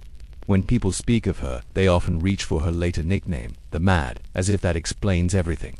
But if you set the label gently to one side and follow her life step by slow step, what emerges looks less like a simple case of insanity and more like a long, painful clash between a woman's interior world and the cold needs of power. Joanna was born into one of the most formidable royal houses in Europe. She was the daughter of Ferdinand of Aragon and Isabella of Castile, the same pair whose names appear in history books beside the completion of the Reconquista and the sponsorship of voyages that would redraw entire maps. As one of several children, Joanna was not originally expected to inherit. Her destiny, like that of many royal daughters, seemed to be a carefully arranged marriage that would reinforce alliances and spread her parents' influence beyond the Iberian Peninsula. Her personal desires were never meant to be the central concern. She was married young to Philip, Archduke of Austria, a handsome prince from the powerful Habsburg family. He was known to his contemporaries as Philip the Handsome, and the nickname was not ironic. Reports describe him as physically striking, charming, and fond of pleasure. For a girl raised in a strict religious court, meeting this glittering, worldly husband was like stepping onto a different stage. At first, the pairing seemed fortunate. Joanna appears to have fallen into deep, consuming love, the kind that does not easily separate physical affection from emotional dependence. Philip, however, did not treat exclusivity as part of his role. Like many men of his rank, he accepted admiration from other women and moved easily through flirtations and affairs. For Joanna, this was not something to shrug off as a normal masculine indulgence. She reacted with passionate jealousy, anger, and despair. There are stories of her confronting his mistresses of wild scenes in which the queen lost control in public, shouting or weeping in ways that shocked observers, in a court that prized smooth surfaces and restrained behavior. Her emotions were treated not as understandable reactions to real infidelity, but as signs of instability. At the same time, political tensions swirled around the couple. Joanna's position in the line of succession back in Spain changed as tragedy chipped away at her siblings' lives. The death of her elder brother, then of a sister, then of other potential heirs, pushed Joanna slowly but steadily toward the center of inheritance. Suddenly, this woman whose behavior worried her in-laws was not just a decorative bride. She was the likely future Queen of Castile. Her children with Philip, including the boy who would become Emperor Charles V, now represented a crucial fusion of Spanish and Habsburg power that made Joanna important, and therefore to some people, dangerous. When Isabella of Castile died, Joanna became queen in her own right there, but almost immediately, doubts about her mental state were used to question her ability to rule. Reports of her jealousy and her intense emotional reactions were collected and repeated. Her father, Ferdinand, and her husband Philip both had strong interests in limiting her direct power. Ferdinand wanted to maintain influence in Castile. Philip wanted to make sure that, as her husband, he could act as the real ruler without too much interference. Declaring Joanna unfit, or at least fragile, made those ambitions easier to justify. Then, unexpectedly, Philip died. He was still young, apparently in good health, when an illness took him. For Joanna, the shock was devastating. Whatever the complexities of their marriage, her attachment to him had been real and overwhelming. At this point, the story takes its most famous and ghostly turn. Joanna refused to let go. She insisted on staying close to his body. As the coffin traveled through the countryside, she reportedly accompanied it, sometimes ordering it opened so she could look at him again, resisting attempts to bury him properly. It is difficult, from a quiet bed centuries later, to know exactly how much of this tale is precise fact and how much has been embroidered. Some details may have grown with retelling, but even in the most cautious versions, it is clear that Joanna's grief expressed itself in ways that shocked those around her. A queen was meant to mourn, yes, but within limits. Black clothing, solemn ceremonies, a contained sadness that did not interfere with affairs of state. Joanna tore through those expectations. Her sorrows spilled into the practical world of governance. Journeys were delayed. Decisions were postponed. At least, that is how her father and others presented the situation when they argued that she was not capable of carrying the weight of rule. Over time, grief in official mouths shifted into madness. It became a convenient label, one that smoothed over the more uncomfortable possibility that Joanna was being sidelined less because she could not rule and more because others wanted to rule in her place. Her father eventually arranged for her confinement in the fortress of Tordesillas. Later, when her son Charles became the dominant figure in the vast empire that stretched from Spain to the New World and deep into Central Europe, he kept his mother in the same shadowed space. She was technically queen, but in practice, she lived behind walls. Her world shrunk to a few rooms, a garden, and the presence of guards in attendance. Descriptions of her from these long years vary. Some visitors paint her as withdrawn, suspicious, prone to outbursts, fearful of being poisoned. Others describe lucid moments, bursts of sharp intelligence, and a clear understanding of her own trapped condition. In the absence of modern medical understanding, it is impossible to pin a simple label on her mental state. She may indeed have suffered from depression, anxiety, or other conditions that made ordinary functioning hard. But whatever inner battles she fought, the way those around her framed them was heavily influenced by their own needs. A queen who is mad is easier to set aside than a queen who is simply inconvenient. The coffin that supposedly wandered with her through Spanish nights eventually came to rest, but the image of Joanna walking by its side never did. It became the central symbol of her life, overshadowing everything else. She is remembered less for her education, her potential as a ruler, or the political significance of her children, and more for that eerie procession. A woman in black, carrying the memory of a husband who had not been kind, refusing to release him to the earth. Whether that image is exaggerated or not, it captures the discomfort that her contemporaries felt toward a queen whose love, jealousy, and sorrow refused to stay within the polite borders drawn around them. From our vantage point, her scandal looks different. It is not the scandal of affairs or plots, but the scandal of a woman who did not heal on schedule, who did not stop loving when politics needed her to, and who would not erase her own feelings to make room for the ambitions of the men around her. Her story shows us another way in which queens' private lives could become dangerous, even when their desires were directed at only one person, even when their passion was bound up with grief rather than pleasure. It could be seized, labeled, and used as a reason to lock them away. As we leave Joanna in her lonely palace, with its barred windows and carefully managed visits, we carry with us a quieter understanding of scandal. Sometimes it is not about wild disobedience but about refusal to forget. From here, our path leads to a ruler whose love life has been turned into an entire library of lurid tales, many of them false, yet still echoing whenever her name is spoken. Few queens have been dragged through the mud of rumor as thoroughly as Catherine the Great. Even people who know almost nothing about Russian history often know the ugliest story whispered about her, a story involving a horse and an obscene death. It is repeated with a kind of smirking glee, as if the worst thing that can be imagined must be the closest to the truth. Yet when you set the gossip to one side and look at Catherine's life, what you see is not a woman defined by bizarre appetites, but an empress who ruled with unusual energy, who happened to have a private life that male enemies found deeply unsettling. Catherine did not begin as a Russian empress at all. She was born Sophia, a minor German princess from a modest principality, the kind of girl destined to be married off where she might be useful, not to sit at the center of a vast empire. When she was chosen as a bride for the future Peter III of Russia, she was still a teenager. She arrived in a foreign land with a strange language, a harsh climate, and an intimidating court full of rituals she had to learn quickly. She converted to orthodoxy, taking the name Catherine, and understood almost at once that survival would require careful listening, adaptation, and a strong internal spine. Her husband, Peter, was not the reassuring partner one might wish for in such circumstances. Accounts from contemporaries describe him as immature, unstable, and at times frankly cruel. He idolized the Prussian king, Frederick the Great, and seemed more interested in toy soldiers and elaborate games than in governing the complex, often fragile Russian state. Their marriage was not happy. Catherine, intelligent and ambitious, found herself emotionally abandoned and politically isolated, watched by a court that evaluated her every move and whispered about her failure to produce an heir quickly. In that pressure cooker, Catherine began to build a network of allies. Some of those allies were men with whom she formed romantic attachments. Over the years, she had a series of lovers, many of whom also played roles in politics, military affairs, or the administration of a household.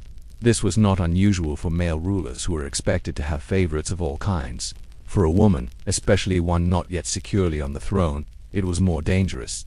Yet Catherine seems to have managed these relationships with a cool, almost managerial eye. She rewarded loyalty, gave estates and honors, and when a relationship had run its course, arranged graceful exits rather than public scenes. The turning point in her public life came when Peter finally became emperor. His short reign was marked by decisions that alarmed many powerful Russians, including a sudden peace with Prussia that seemed to throw away hard-won gains, and behavior that convinced people he did not respect Russian traditions. Catherine, watching all this, must have seen both danger and opportunity. With the help of key military and political figures, including her then-lover Gregory Orlov, she participated in a coup that deposed Peter. He died soon after under murky circumstances, officially from natural causes, though rumors of murder have never completely faded. Catherine emerged from this storm not as regent for a son, but as an empress in her own right. Once on the throne, she ruled for decades. Under her, Russia expanded its territory, reformed parts of its administration, and engaged more actively with European intellectual life. She corresponded with philosophers, sponsored art and architecture, and tried, in her own selective way, to apply Enlightenment ideas to a deeply autocratic system. None of this erased the uneasy fact that she had come to power through a coup, nor the discomfort that many conservative observers felt about a woman ruling without a husband beside her. That discomfort became fertile soil for rumors. Her succession of favorites provided plenty of material for those who wanted to attack her.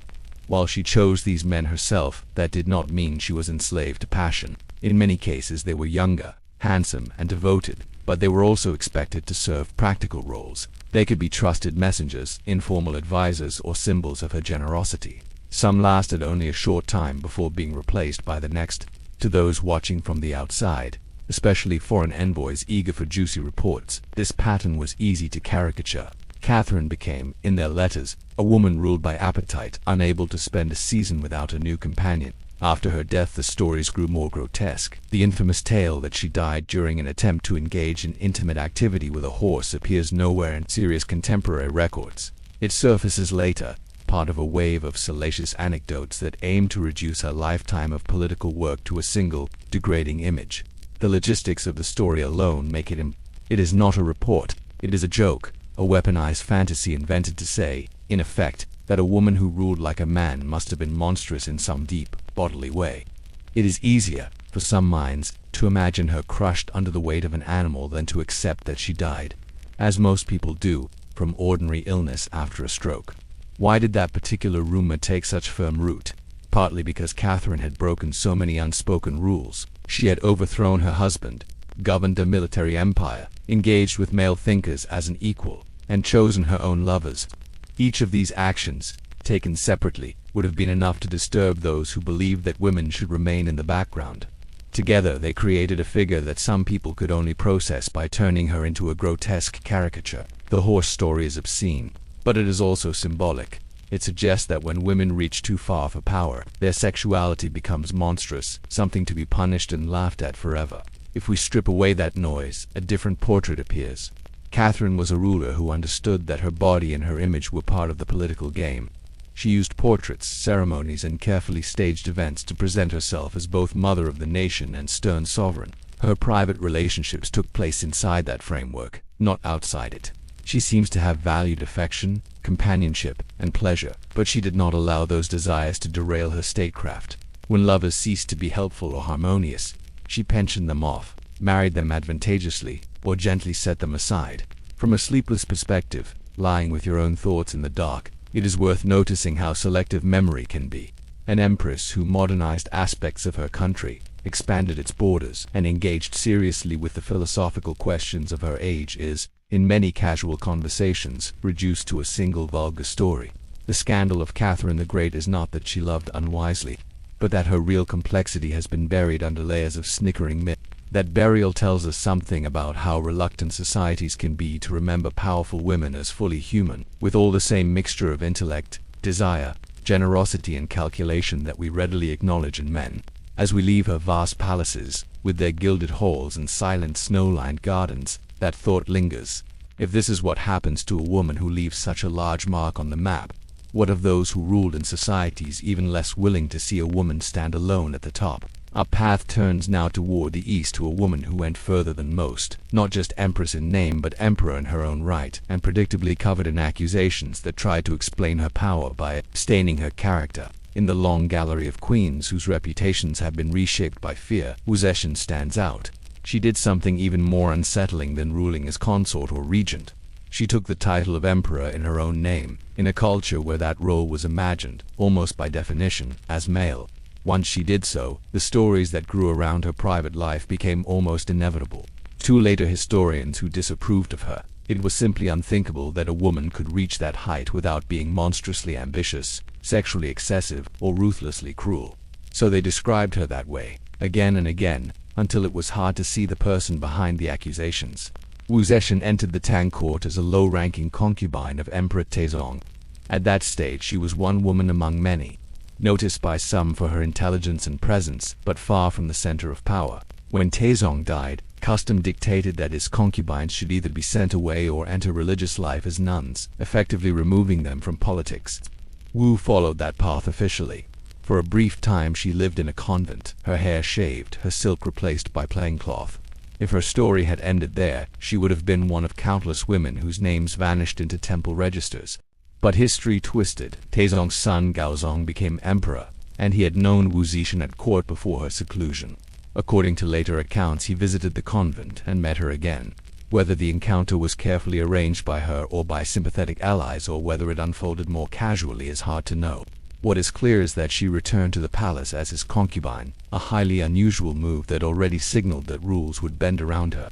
From that moment, she began to climb. Gaozong's original Empress Wang quickly realized that Wuxia was a threat to her position.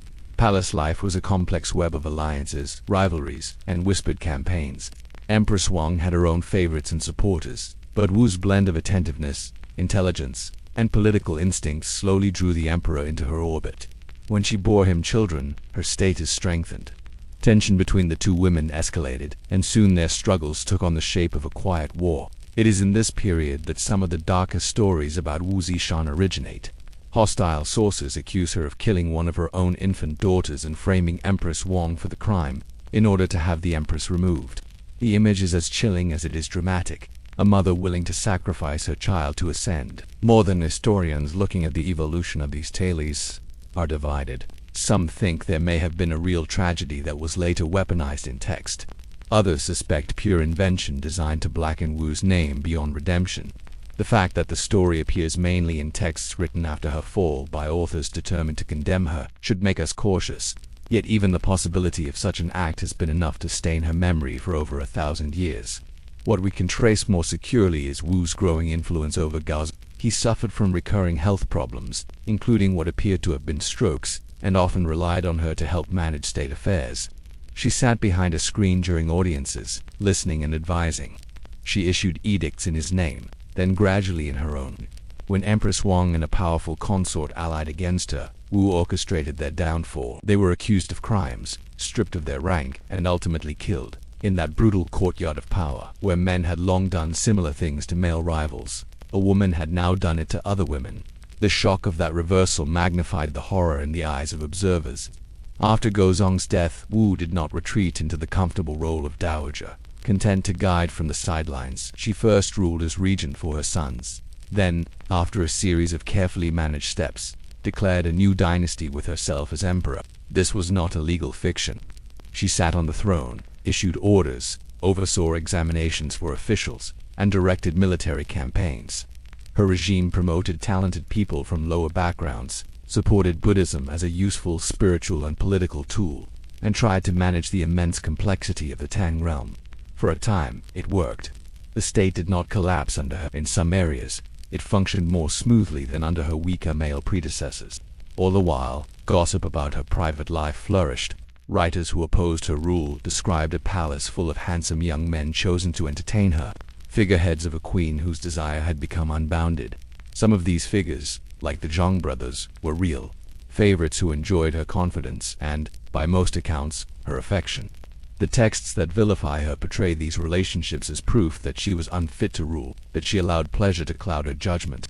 They rarely apply the same standard to emperors whose harems were far larger and whose indulgences were taken for granted. In Wu's case, sexuality itself became a political argument. To depict her as lustful was to argue that the cosmos had been disturbed, that the proper order of yin and yang had been inverted. Over time, as opposition to her heightened, the catalogue of her alleged crimes grew. She was said to have poisoned princes, executed loyal officials, and crushed anyone who questioned her right to rule. Some of these charges are supported by patterns in the record. She did oversee purges, and she did not hesitate to use harsh measures to stay in power. But again, the difference between her and male emperors lies less in what she did and more in how it was framed. In the annals, her severity becomes monstrous in a way that similar actions by men exist as mere footnotes, marked as unfortunate necessities of governance. Eventually, age and the accumulation of enemies caught up with her. A palace coup forced her to step down. She was replaced by a male relative, and the Tang dynasty name was restored. After her death, official historians, appointed under rulers who owed their positions partly to her removal, wrote the story of her reign with a heavy slant. They emphasized her supposed sexual excess, cruelty, and unnatural ambition, shaping an image of Wu Zetian as a kind of cautionary demon wearing an empress's robes. Centuries later, more neutral scholarship has begun to peel those layers back, acknowledging both her ruthlessness and her administrative successes, her probable human loves and losses, as well as the myths about her bedroom. From our vantage point, her scandalous private life looks much like that of many powerful rulers, complicated, entangled with politics, marked by both genuine affection and calculated alliances. What made it unbearable to so many of her contemporaries was not the specifics of whom she loved or how, but the fact that she did all this openly from the dragon throne itself. Lying here in the quiet, you can almost imagine her, a woman who began her adult life in modest chambers, head shaved in a convent, later sitting on the highest seat in a hall lined with carved pillars and watching men bow. The accusations about her passion, the whispered stories about lovers and poison, were the price she paid for stepping into a role that had never been written for her. As we turn away from her legacy of fierce rule and poisoned ink, we move back toward Europe. Two queens whose reputations were stained not only by their desires but by the vengeance they are said to have unleashed when those desires were betrayed. Some scandals whisper, others roar and leave smoking ruins behind them. When chroniclers wanted to talk about queens who answered injury with fire and steel, two names kept coming up like warning flares on the horizon: Olga of Kiev and Fredegund of Neustria. They did not merely survive betrayal. They answered it in ways that made even hardened warriors pause, and later writers wondered whether such merciless resolve could really belong to a woman.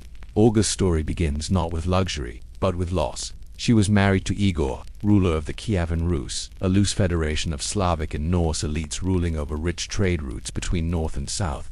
Their marriage gave her a place in a world that measured respect in tribute and armed men. When Igor went to collect tribute from a tribe called the Drevlians, he misjudged both his leverage and their patience. They seized him and killed him in a manner that the chronicles describe with relish, a brutal warning that they would not be squeezed any further. In that instant, Olga became a widow, and her young son became a child heir surrounded by people who might see him as a pawn or an obstacle. The Drevlians, feeling bold after their victory, sent envoys to Kiev with a proposal that would tidy the situation to their advantage. They suggested that Olga marry their prince. If she did, they implied, the old quarrel could be smoothed over. From their point of view, it was a clever offer. From hers, it was an insult layered over an injury. They had killed her husband and now sought to fold her into their own power structure, as if she were just another piece of property to be reassigned. Olga's response began as politeness, but it carried a quiet, lethal shape beneath the surface. According to the primary chronicle, one of the earliest written sources on these events, she greeted the first group of envoys with apparent courtesy. She invited them to be carried into the city in their small boat as a sign of honor, borne on the shoulders of her people. The Drevlians, pleased with this attention, allowed it only to find that the boat was dropped into a trench and they were buried alive. Olga, the chronicler says, leaned over the pit and asked whether they found the honor to their taste. It is a scene that feels almost staged for the page, grim, theatrical, and soaked in a dark kind of irony. She did not stop there. A second group of Drevlians came, unaware of the first group's fate, and she invited them to wash and rest in a bathhouse before formal talks. Once they were inside, her men barred the doors and set the building on fire. Again, the revenge was carried out not in the chaos of battle, but in carefully arranged settings that turned acts of hospitality into traps.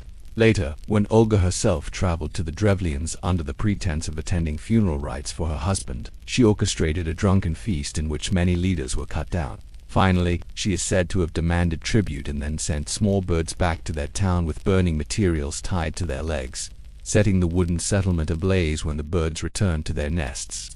If we take these episodes in sequence, the effect is almost surreal. They sound like something from legend rather than administrative history. The queen who answers a proposal of marriage with burial, fire, and a city consumed by flaming wings. Modern scholars debate how literally we should read them. Some see layers of symbolic storytelling and exaggeration shaped by the needs of the chronicler, who wanted to portray the early rulers of Rus as both fearsome and divinely favored. But even if some details are embroidered, there is a hard core of truth. Olga responded to the murder of her husband with a campaign that left the Drevlians broken, her own authority secure, and her son's position safer than before.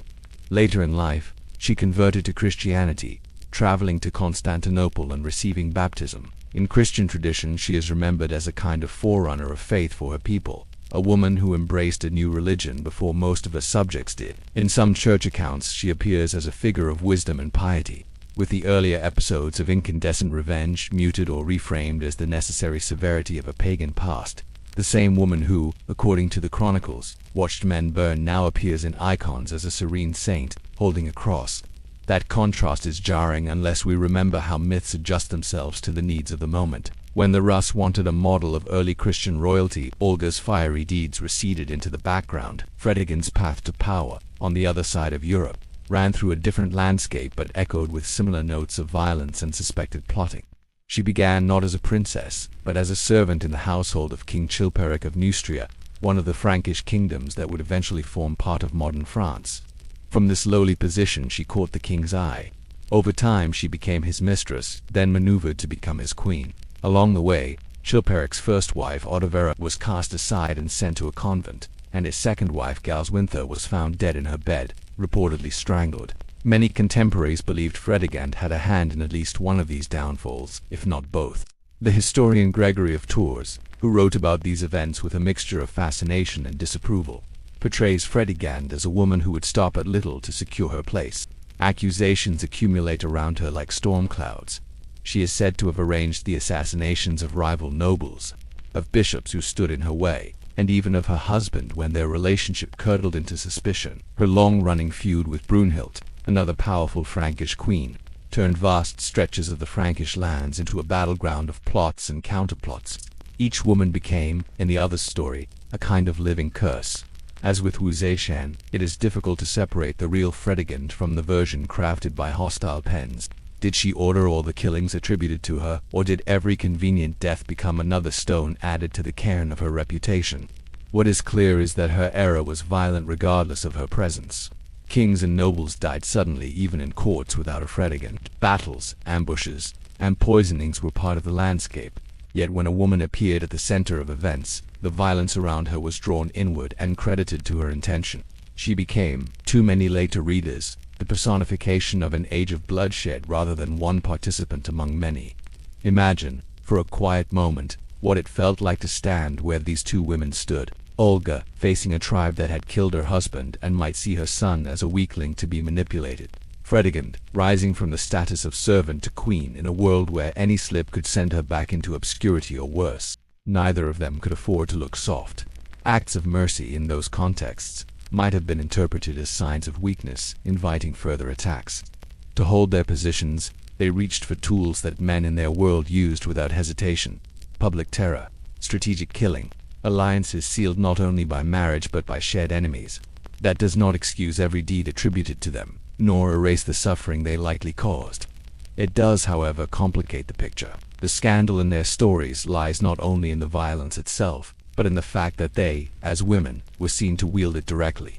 Chroniclers who were comfortable describing kings leading massacres felt unsettled when a queen ordered similar acts. The same sword, in a woman's hand, looked more shocking.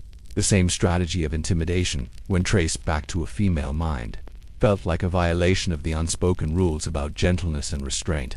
From our bed in the present, we can hold both truths at once. Olga and Fredegund were formidable, sometimes frightening figures, whose responses to threat were extreme even by the standards of their day. They were also products of harsh systems that rewarded ruthlessness and punished hesitation. The rumors that swirl around them, describing them as almost inhuman in their fury, tell us as much about gendered expectations as they do about their actual choices. As we move on, the queens we meet will be less soaked in blood and more wrapped in poetry, their scandals written not in flames and trenches, but in lines of verse and admiring glances that may or may not have crossed into something more. Not every scandal arrives with blood and smoke. Some float in on quieter air, writing the language of admiration until someone asks, a little too loudly, whether admiration has turned into something more. Queen Tamar of Georgia ruled in such a globe. Her reign in the late 12th and early 13th centuries is often called a golden age, a time when her kingdom flourished in war and in art. Yet even around this respected and later canonized queen, there are soft rumors woven into poetry, hints that for some who saw her, the line between political devotion and something more personal was not always sharp. Tamar came to the throne in a situation that would have crushed a lesser figure. She was the only child of King George III of Georgia, and when he raised her as co-ruler during his lifetime, many nobles bristled. Some doubted that a woman should inherit it all. Others saw an opportunity, thinking they might steer or even dominate a young queen once her father was gone. Instead of immediately taking full control, Tamar spent her early years on the throne balancing factions, conceding just enough to keep peace while slowly assembling a circle of supporters who believed in her right to rule. Her personal life, from the beginning, was treated as a matter of state.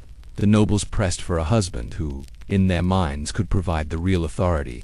Tamar agreed to marry, but the man chosen first, Yuri, a prince from a Kievan lineage, proved a poor match. Sources describe him as unruly, more interested in drink and disorder than in good governance. The marriage produced no lasting happiness. Tamar, supported by the church and key advisors, eventually dismissed him and had the union dissolved, a bold move that would have looked scandalous in many courts. A queen sending away her husband was almost unheard of, yet in her context it became a turning point. She asserted her right not to be permanently bound to someone who weakened her rule. Her second marriage, to David Soslan, a prince of reputed Alanic and Georgian descent, was more harmonious. Together they had children who secured the succession, and David appears in sources less as a dominating king and more as a trusted partner and military commander. He led armies, she shaped policy and symbolized the unity of the realm.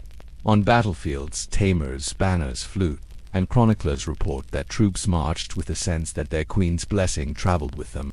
Victories during her reign expanded Georgia's influence deep into neighboring regions, and wealth flowed into the kingdom. Yet it is not only in chronicles of war that Tamar's image lives. In the literature of the time, especially in epic poems, she appears in more luminous, ambiguous forms. Poets wrote of a queen whose beauty and virtue were almost indescribable, whose presence inspired loyalty that bordered on worship. Some works, like the famous The Knight in the Panther's Skin, are allegorical and do not mention her by name. But later readers have seen in the idealized queens and ladies of these poems an echo of Tamar herself. The passionate language used to praise her court is so intense that it invites speculation. Were these purely literary gestures, or windows into real emotional intensity surrounding her? We should be careful. Medieval poetry across many cultures plays in the space between ideal and reality.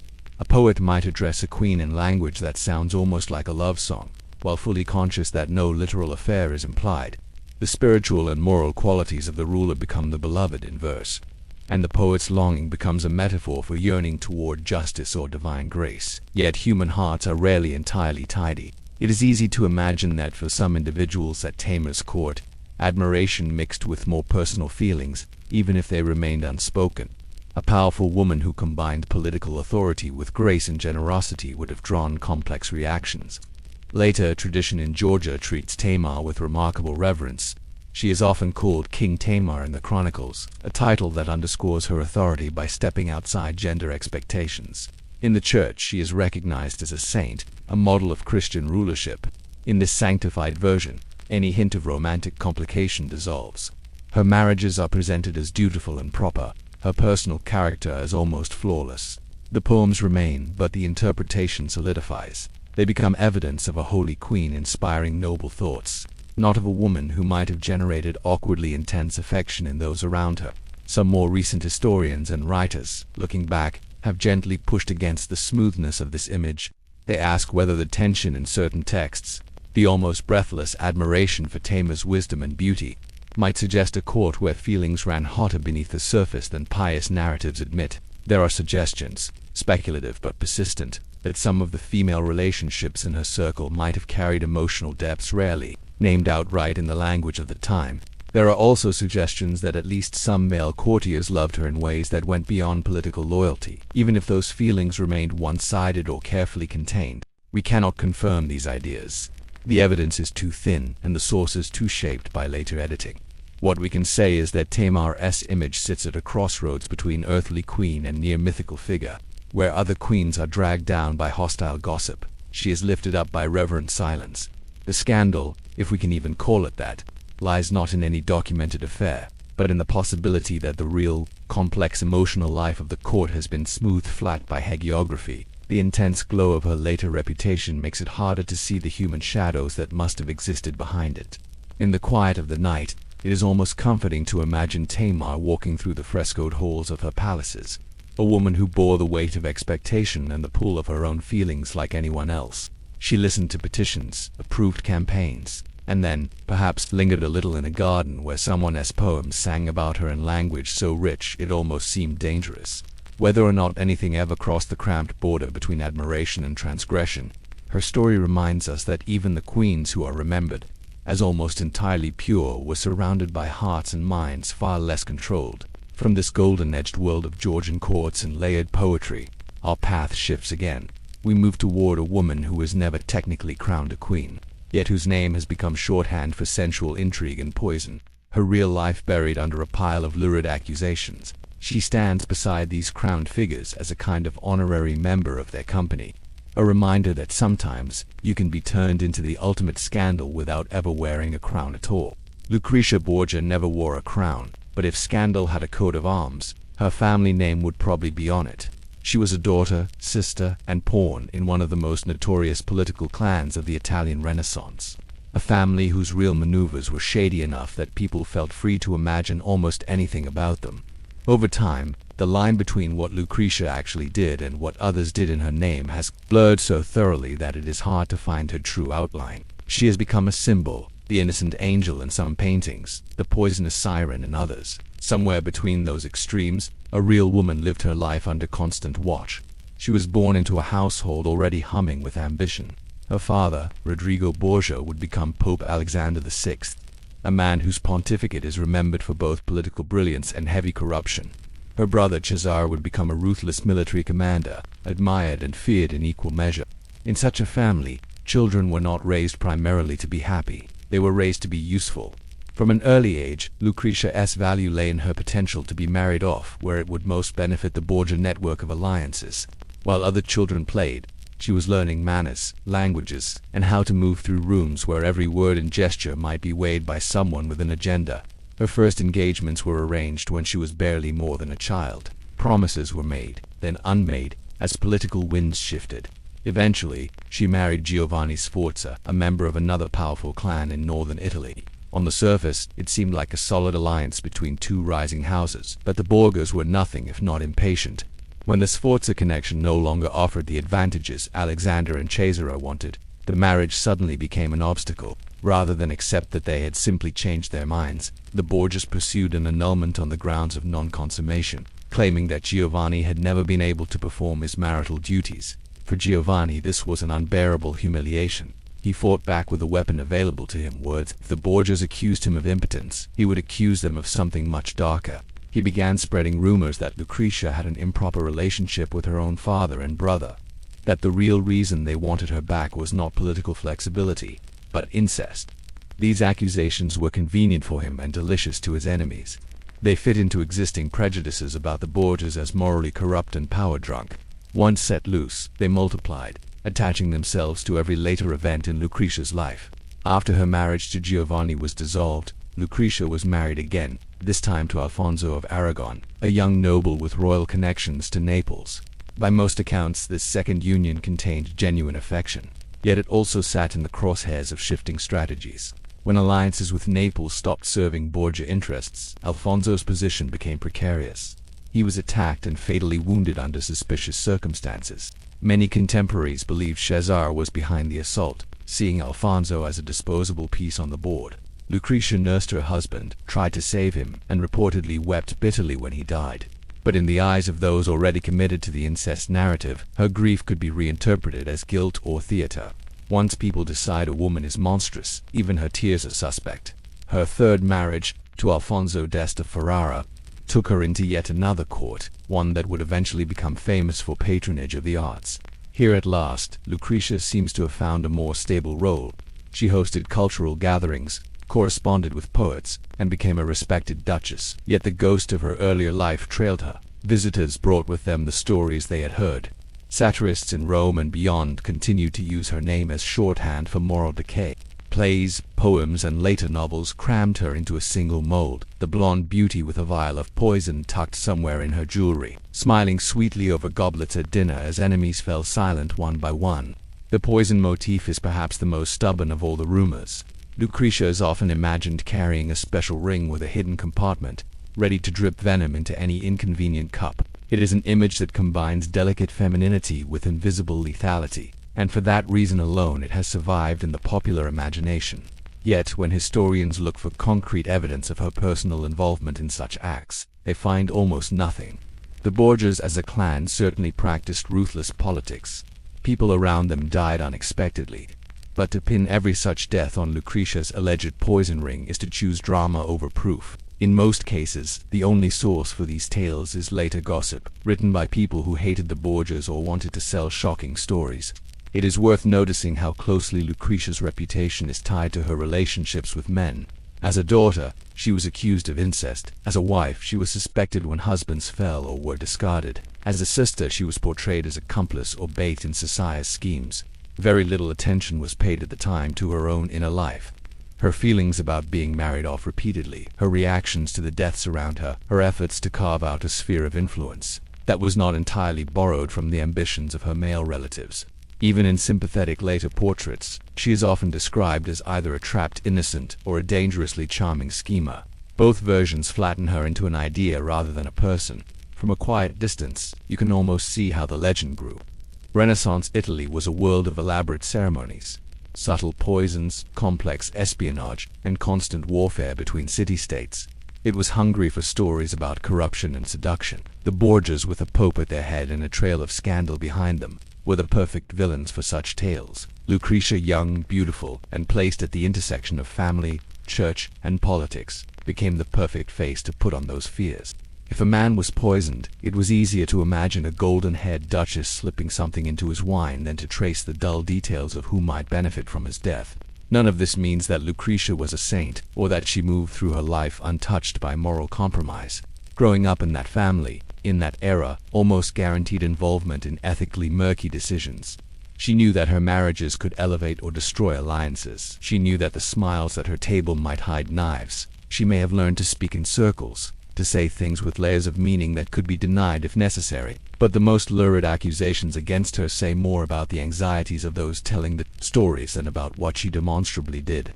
In our exploration of queens and near-queens, Lucretia stands as a reminder that scandal does not require a crown. Being close to power, especially as a woman in a notorious family, was enough. Her so-called private life was never truly private.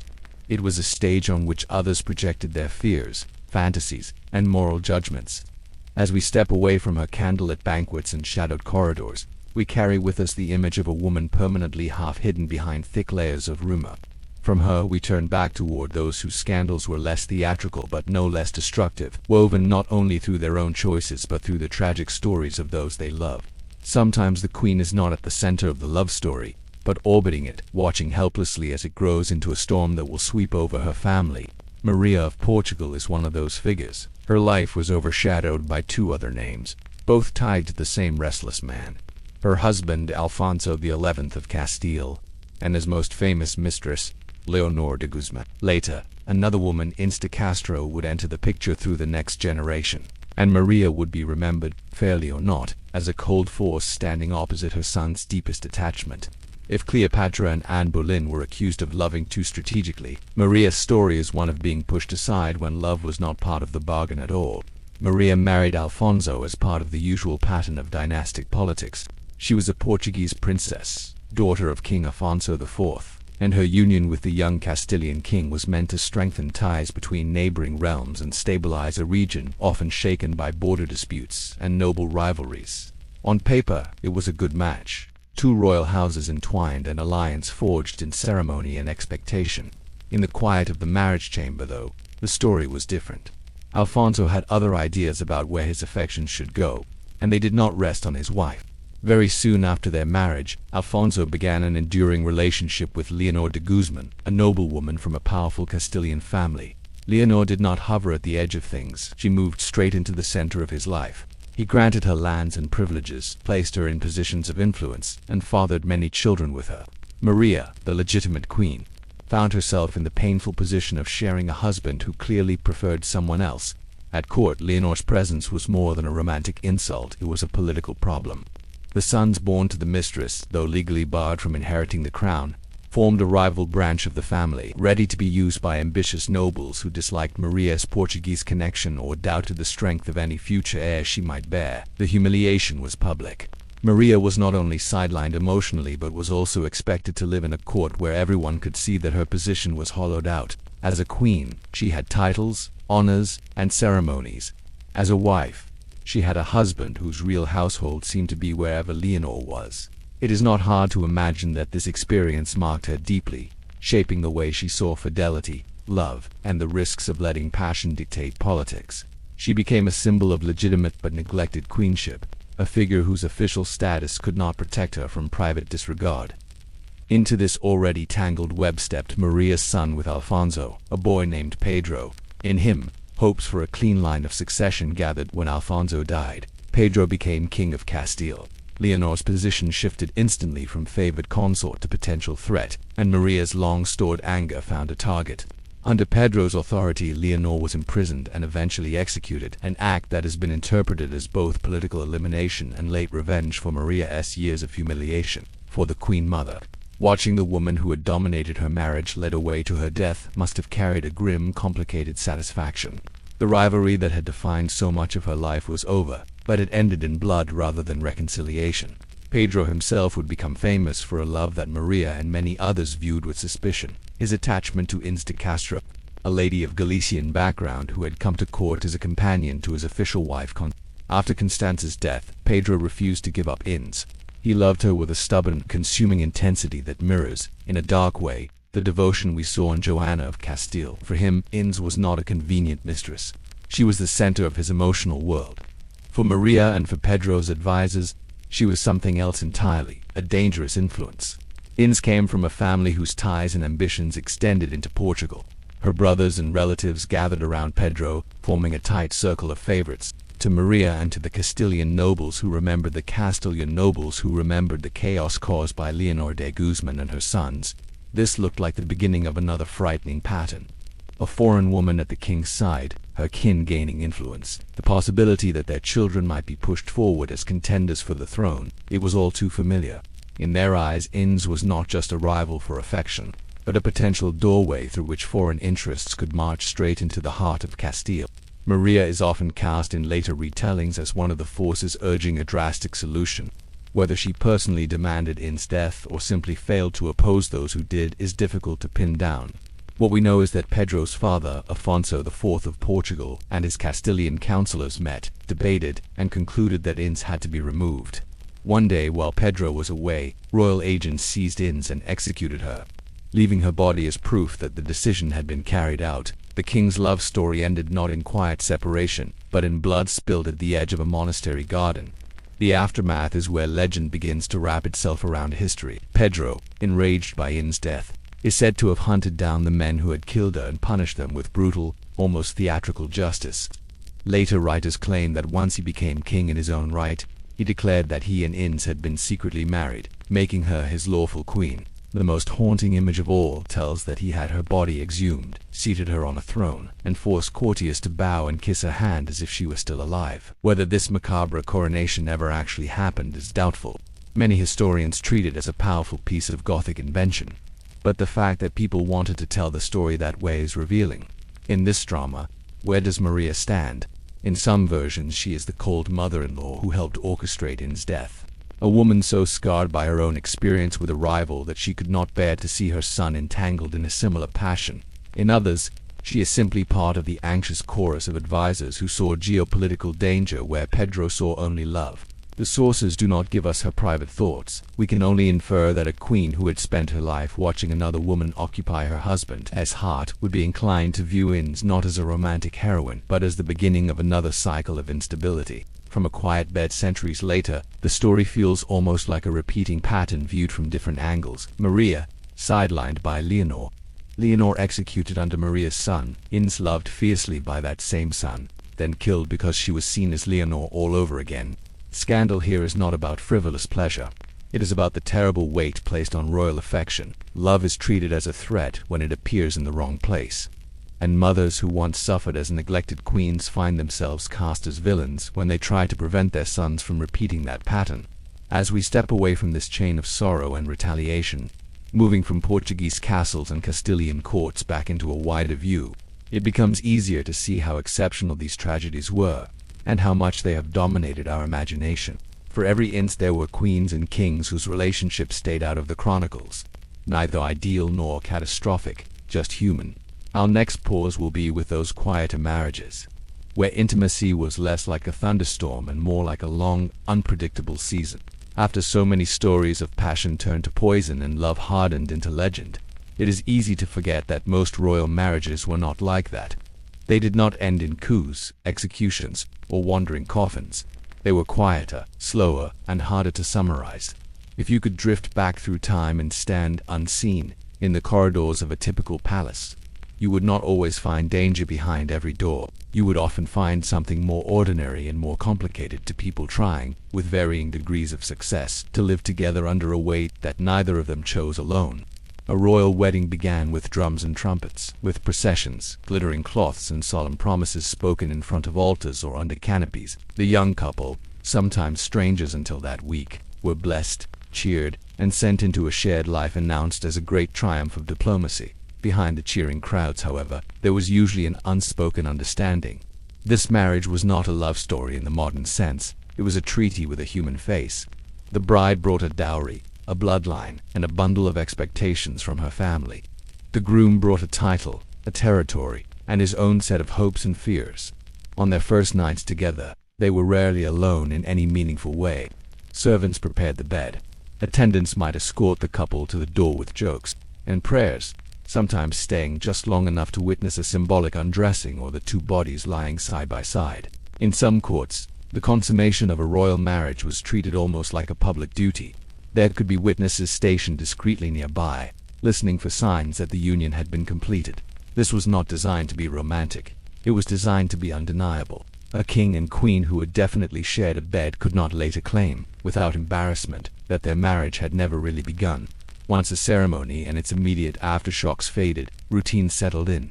For many couples, there were designated nights when they were expected to be together, especially when heirs were urgently desired. These duty nights might be recorded in household plans, or discussed quietly between chamberlains and ladies-in-waiting. Outside those scheduled times, the king might sleep in his own apartments, visit a mistress, or travel for war or hunting. The queen might share her rooms with her ladies, pray, write letters, or simply lie awake listening to the sounds of the palace. Affection, if it came, had to grow inside that framework, in stolen conversations between obligations and ceremonies. Some marriages did find warmth. There are glimpses, scattered through letters and diaries, of kings and queens teasing each other, sharing private jokes, worrying about sick children together. A queen might send her husband a cloak she had embroidered herself, or a book she thought he would enjoy. A king might ask for her opinion on a decision, not just as a formality, but because he trusted her judgment. They might walk in gardens side by side, talking not of treaties but of the weather, of music, of some silly thing a child had said at dinner. These moments did not always make it into official chronicles, but they existed, like small lamps in the larger machinery of the state. Other marriages remained politely distant.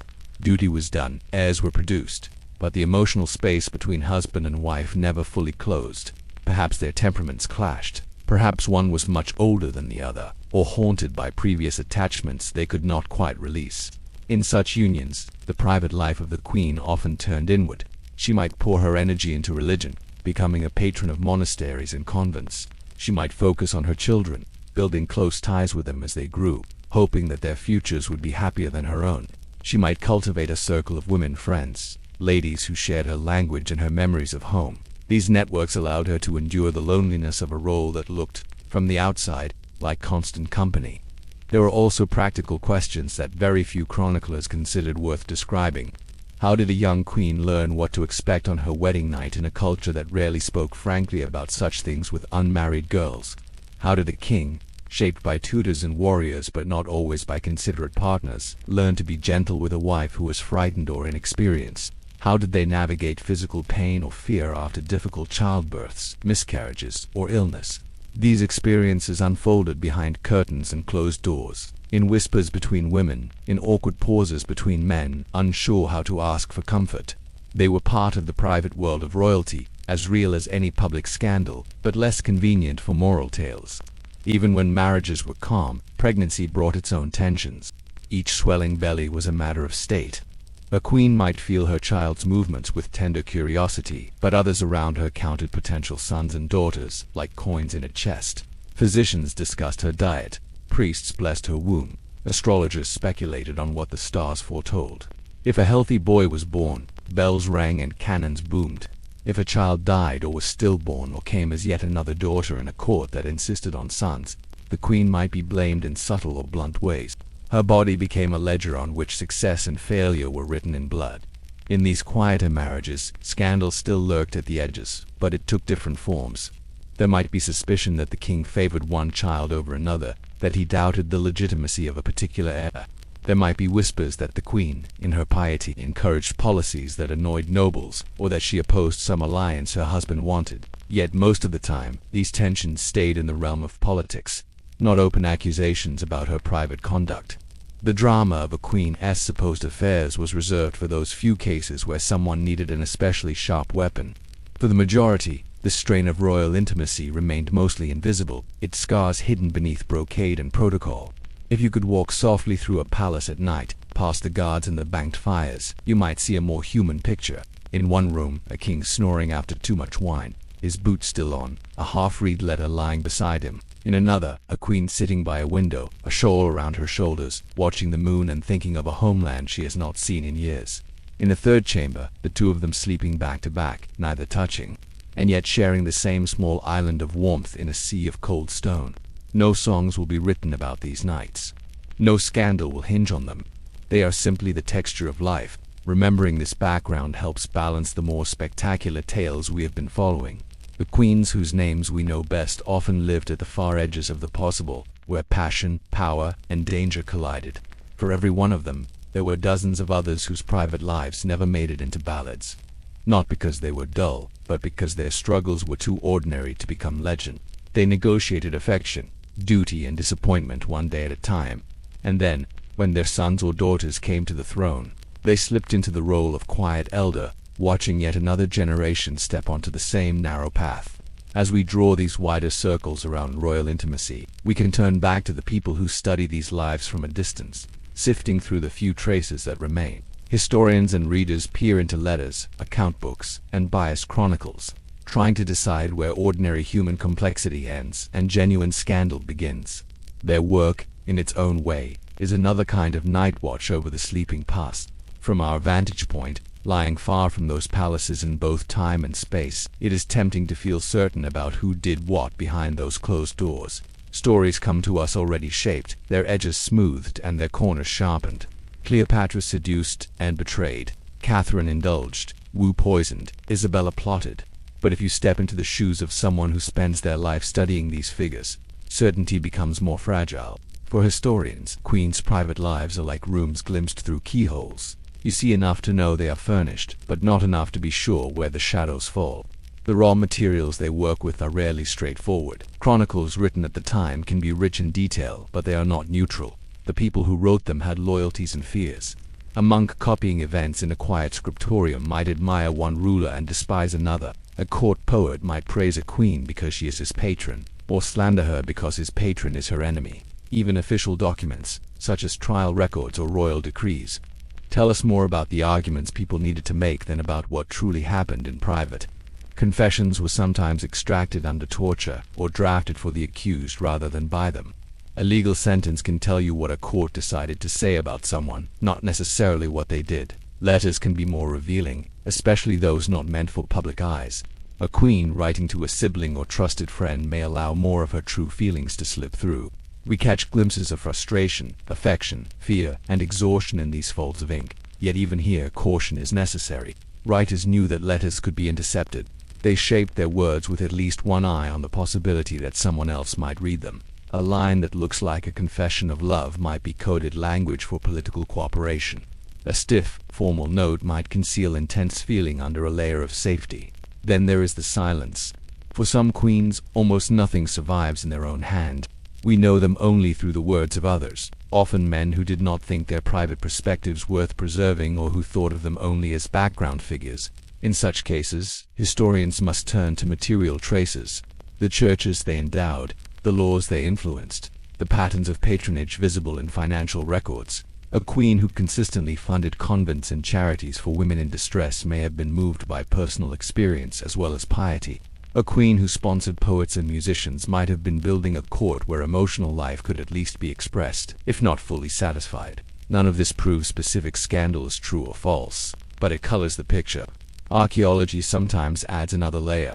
The layout of a palace, the thickness of walls, the placement of doors and antechambers, all these physical details suggest how easy or difficult it would have been for a queen to receive visitors unseen. The presence of hidden staircases or private gardens might invite one sort of speculation. Their absence might quietly undermine a favorite tale of nightly escapes. Graves, too, can speak. The discovery of children buried in certain places, or of unexpected injuries, can challenge the neat narratives written long ago. Even then, however, interpretation is delicate. Bones do not come with footnotes explaining who loved whom and why. Modern historians also bring new questions to old stories. Earlier generations often took chroniclers at their word when they described a queen as immoral or hysterical. Today, more scholars are willing to ask, who benefits if we believe this?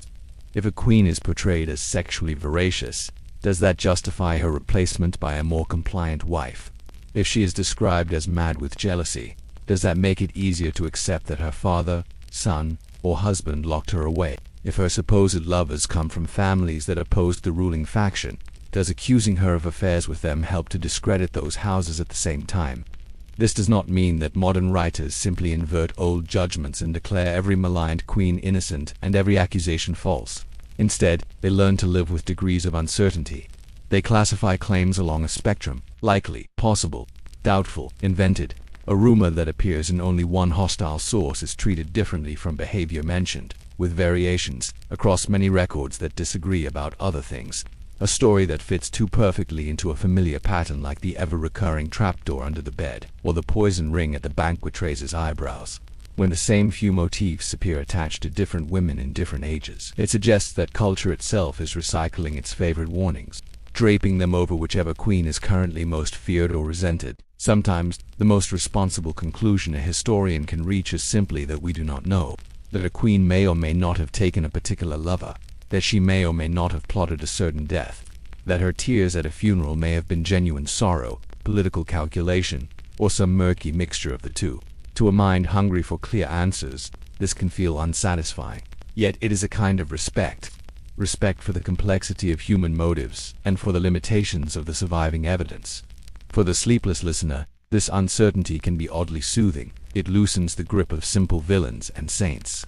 It reminds us that, just like people now, the figures in old paintings had days when they contradicted themselves, when they wanted two incompatible things at once, when they regretted choices but could not undo them. The queens whose names have become shorthand for scandal are not puzzles to be solved once and for all. They are people whose lives have been refracted through layers of storytelling.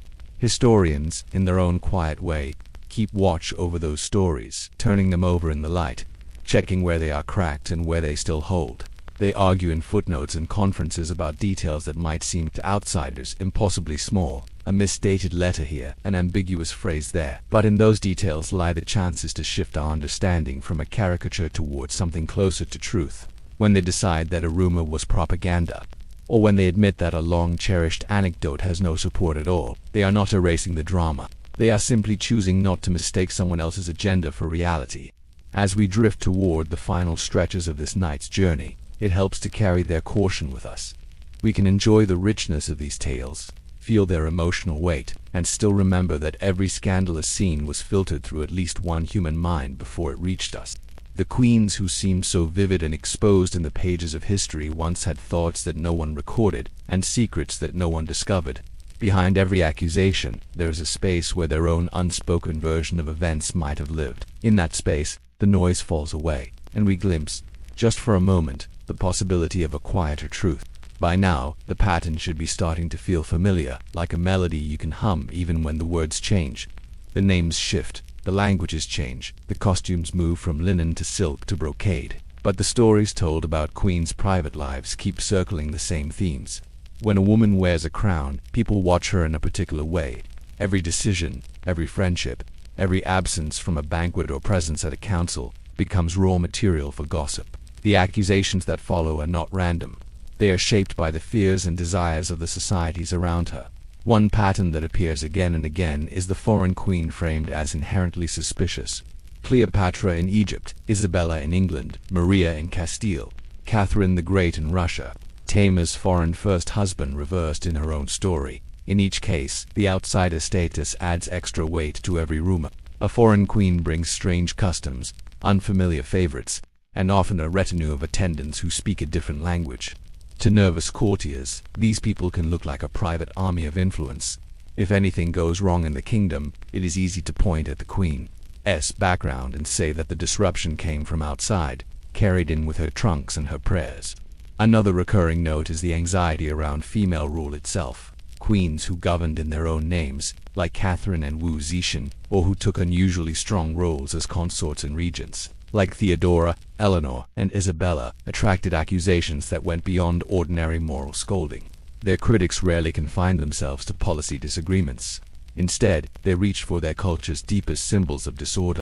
In Christian Europe, this often meant painting powerful women as temptresses, witches, or she-wolves, creatures who used sexuality or unnatural cunning to unseat rightful male authority. In China, the language turned to cosmic imbalance. The idea that a woman at the top disrupted the harmony of yin and yang.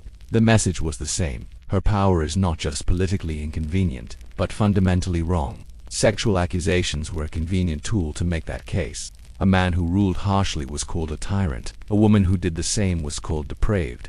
If a queen had more than one lover across a lifetime, rumors might inflate that number into dozens. If she had one intense attachment outside her marriage, like Joanna of Castile or Petra Zins, her emotions could be described as hysterical or destructive in a way that similar male feelings were not. Even when queens behaved within their society's norms, the language of excess lurked nearby, ready to be deployed the moment they stepped out of the expected script. Closely linked to this is the habit of tying female sexuality to national crisis. When Margaret and Blanche of Burgundy were accused of adultery, the real panic was not about their personal virtue but about succession. If they had taken lovers, then their children might not be of royal blood, and the entire line of inheritance could be thrown into doubt. When Isabella of France was rumored to have a lover while plotting against her husband, it became easier for her enemies to explain away a complex rebellion as the misbehavior of a lustful woman rather than a response to long-standing political grievances. In these stories, a queen's body becomes a kind of fault line. If it is perceived as unfaithful, then earthquakes in the state feel inevitable. The way these patterns repeat tells us something important. They are not tailored diagnoses of individual character. They are templates that get pulled out and slapped onto whoever fits them well enough in the moment. Trapdoors under beds, poison rings, pet lovers, elevated and then destroyed.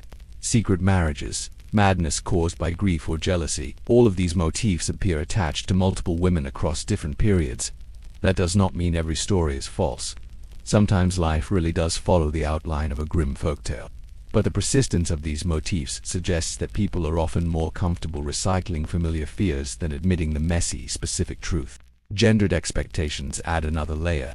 A king who takes mistresses is criticized in some sources but rarely transformed into a mythic monster for that reason alone. His private indulgence is seen as a personal flaw, something separate from his ability to rule. A queen who takes a lover or is merely suspected of it is treated as a potential traitor to the entire realm. Her most intimate choices are cast as political sabotage.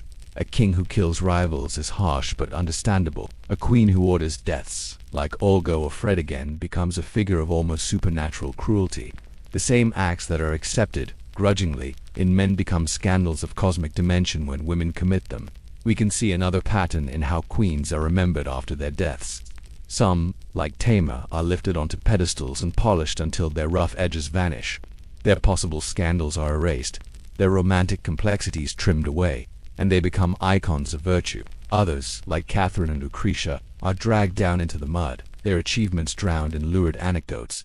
In both cases, a living, breathing woman is replaced by a symbol. One becomes the good queen, the other the bad woman, and the full range of their humanity disappears under these roles. If you look closely, the way we react to modern figures is not so different. Politicians, celebrities, and public women today still face intense scrutiny of their private lives. Rumors about affairs, off-the-record comments, and carefully framed photographs can still become weapons in political struggles or entertainment for restless crowds. Social media repeats and amplifies stories just as ballads and pamphlets once did. The details have changed, but the appetite for scandal and the tendency to judge women more harshly for the same behaviors remains remarkably persistent.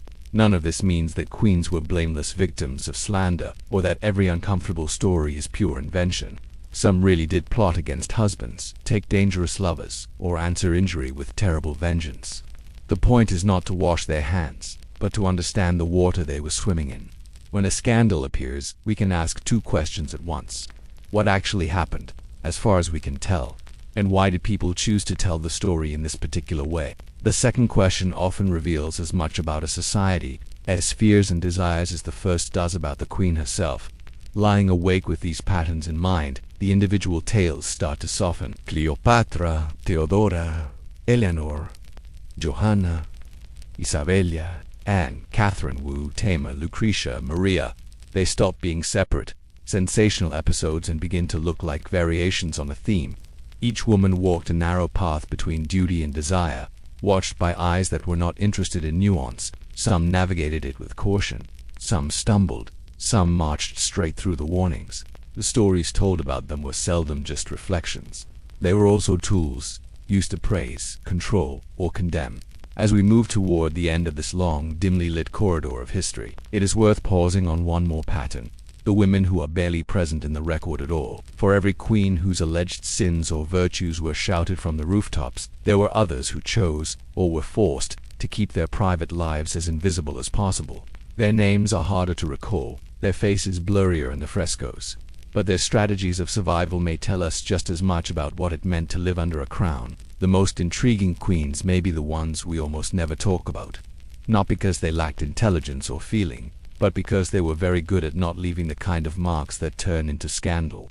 Their faces appear in family trees and wedding contracts, their names in lists of coronations and funerals, and then they fade into the background like soft colors in an old tapestry.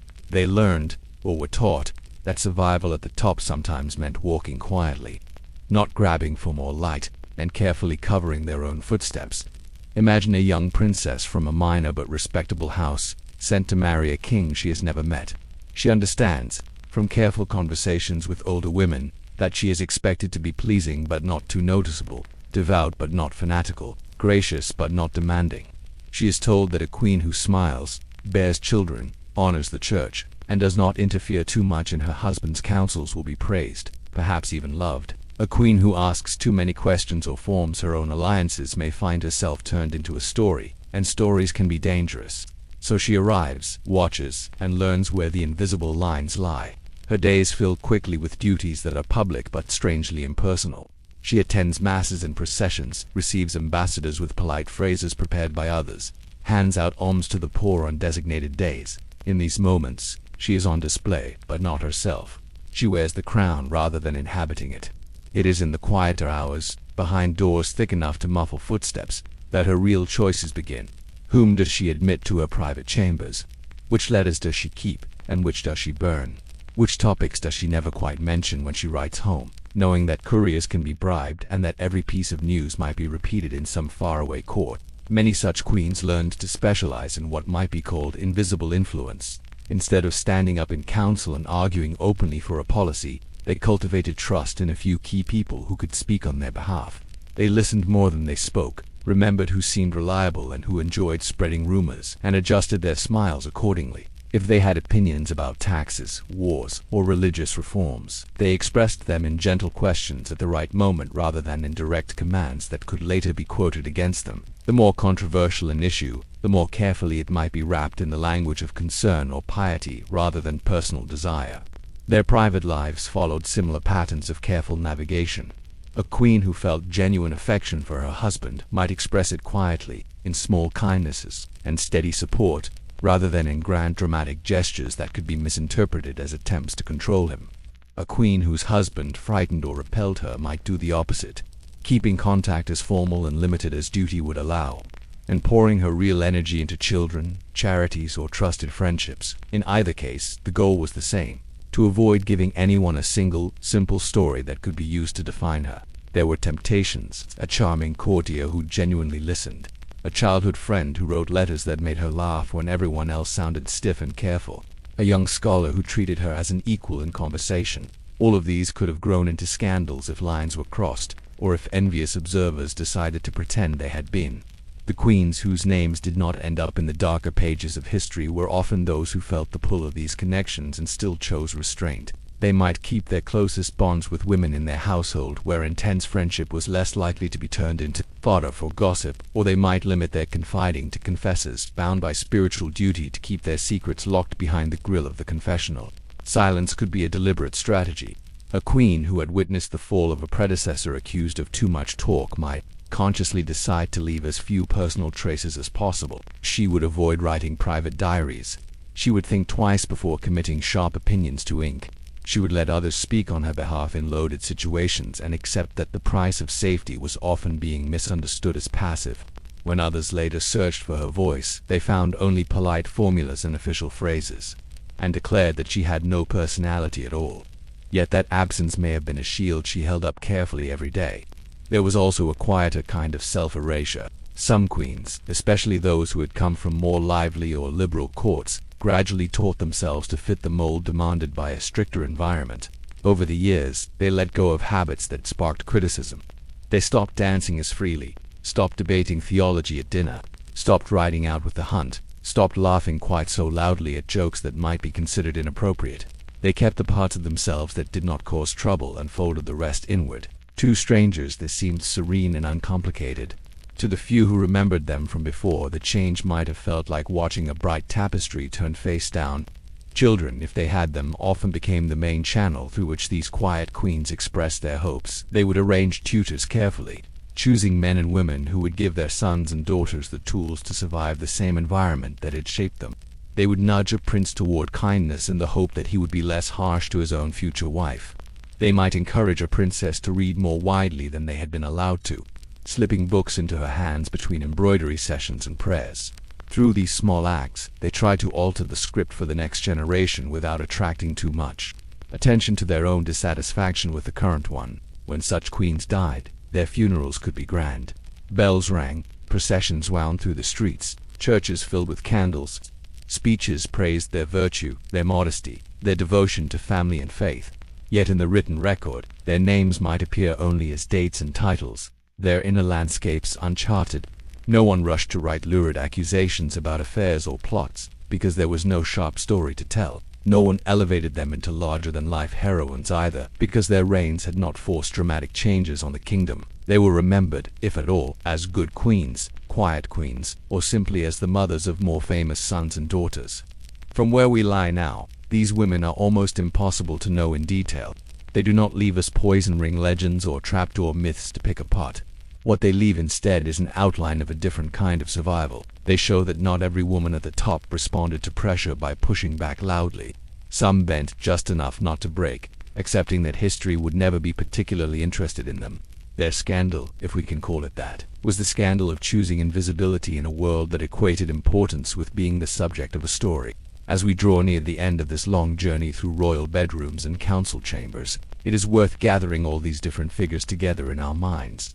The loud and the silent, the notorious and the forgotten.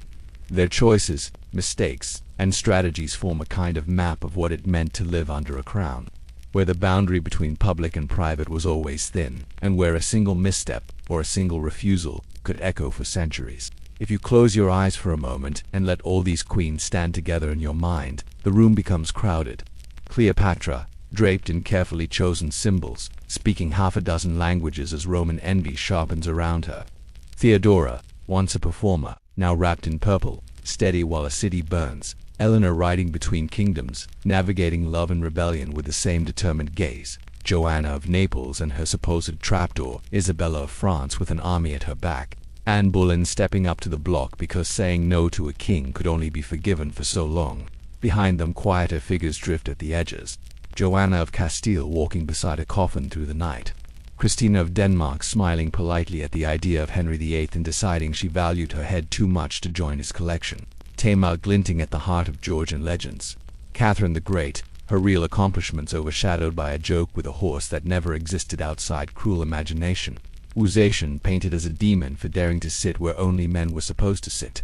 Lucretia Borgia turned into a poison vial on legs because it was easier than understanding the murky politics of her family. There are others too, half hidden. Maria of Portugal, sidelined in her own marriage and then cast as a cold antagonist in her son's tragic love story. Olga and Fredegund, whose revenge made them look almost supernatural to those who thought women should be gentle. The unknown queens whose names slipped past us because they spent their lives smoothing their own edges in order to survive. Some of these women hurt others. Some were hurt themselves. Most were both, at different times. All of them lived in a world that refused to separate their private selves from the public weight of their crowns. What unites their stories is not a single moral, but a shared constraint. Each queen's body, heart, and reputation were constantly being measured against the needs of the state. Love was never just love. A pregnancy was never just a private joy or grief. A friendship was never just a matter of sympathy. Every closeness carried potential implications for alliances, factions, and conflicts. It was as if they lived with invisible ink written across their skin, declaring them not only women, but symbols, and everyone around them insisted on reading that text before seeing the person underneath. Scandal, in this world, was often less about what a queen actually did and more about what her story allowed others to say. A neglected wife like Maria could be recast as a jealous conspirator when a rival needed to be removed. A strong ruler like Catherine or Wu could be reduced to obscene anecdotes so that later generations would not have to grapple with the uncomfortable fact that they were simply very good at their jobs. A woman who loved deeply, like Joanna of Castile or Pedro's Ince, could be labeled mad or dangerous because her grief did not align neatly with what politics required. None of this means we should turn every queen into a misunderstood heroine. Part of treating them as real people is accepting that some of them were capable of cruelty, ruthless choices, and selfish desires. Power rarely leaves anyone entirely clean, but in the calm of the night, it is possible to hold that truth alongside another. The stories told about them were shaped by voices with their own fears, prejudices, and ambitions. The record we inherit is not a mirror. It is a mosaic, with tiles missing and others rearranged. If you listen closely, you might notice that the loudest pieces of that mosaic are often the most sensational ones. The trapdoor, the poison ring, the wandering coffin, the lover thrown from a tower, the queen who supposedly died in some ridiculous, shameful way. These details are catchy, they lodge in memory, but they are only one possible way of telling the story. There is another version, quieter, that rarely makes it into plays or films. A woman lying awake on a heavy bed, thinking about a decision she cannot undo. A mother watching her child, and wondering what kind of world she is handing over. A wife counting the footsteps in the corridor, trying to guess whether the person coming toward her brings comfort, danger, or both. As you lie there now, you are separated from these queens by centuries, yet you share something with them too. You know what it is to replay conversations in your head, to wonder what other people are saying about you when you are not in the room, to balance what you want with what others expect. The scale is different, no armies, no thrones, but the basic human tension is familiar. In that sense, the scandalous private lives of queens are not as foreign as the crowns and costumes might make them seem. They are simply human lives lived in a place where nothing could stay truly private for long. When the candles went out in those palaces, when the last servants withdrew and the corridors finally grew quiet, Even the most notorious queens had to face the same small dark space of their own thoughts. The crowd of courtiers fell away. The accusations and praises faded into a distant hum. A queen alone in her chamber, listening to the night, was just a person trying to make sense of what she had done, what she had lost, and what tomorrow might demand. In those moments, the difference between saint and villain, temptress and martyr, shrank to almost nothing. There was only a heartbeat, a breath, and the slow drift of time. So, as our long walk through their stories comes to an end, let them all fade back into their own centuries. Let Cleopatra return to Alexandria's shoreline, Theodora to her mosaics, Eleanor to her roads and letters, Joanna to her dim fortress, Catherine to her snowy gardens, Uzetian to her carved stone halls. Let the nameless queens return to their quiet, to the lives that never became legend. You do not need to decide, tonight, who was right or wrong, pure or corrupted. It is enough to know that behind the scandals lay real people, moving carefully through a world that would remember them more vividly than they ever asked. The palaces are dark now. The crowns are locked away in glass cases or buried in tombs. The whispers that once filled those courts have thinned into a distant murmur barely audible across time. You can let that sound recede, like waves moving further from the shore. Your own room, with its ordinary walls and familiar shadows, is safer than any throne room, more peaceful than any council chamber. The queens have told their stories as far as they can. The rest is quiet.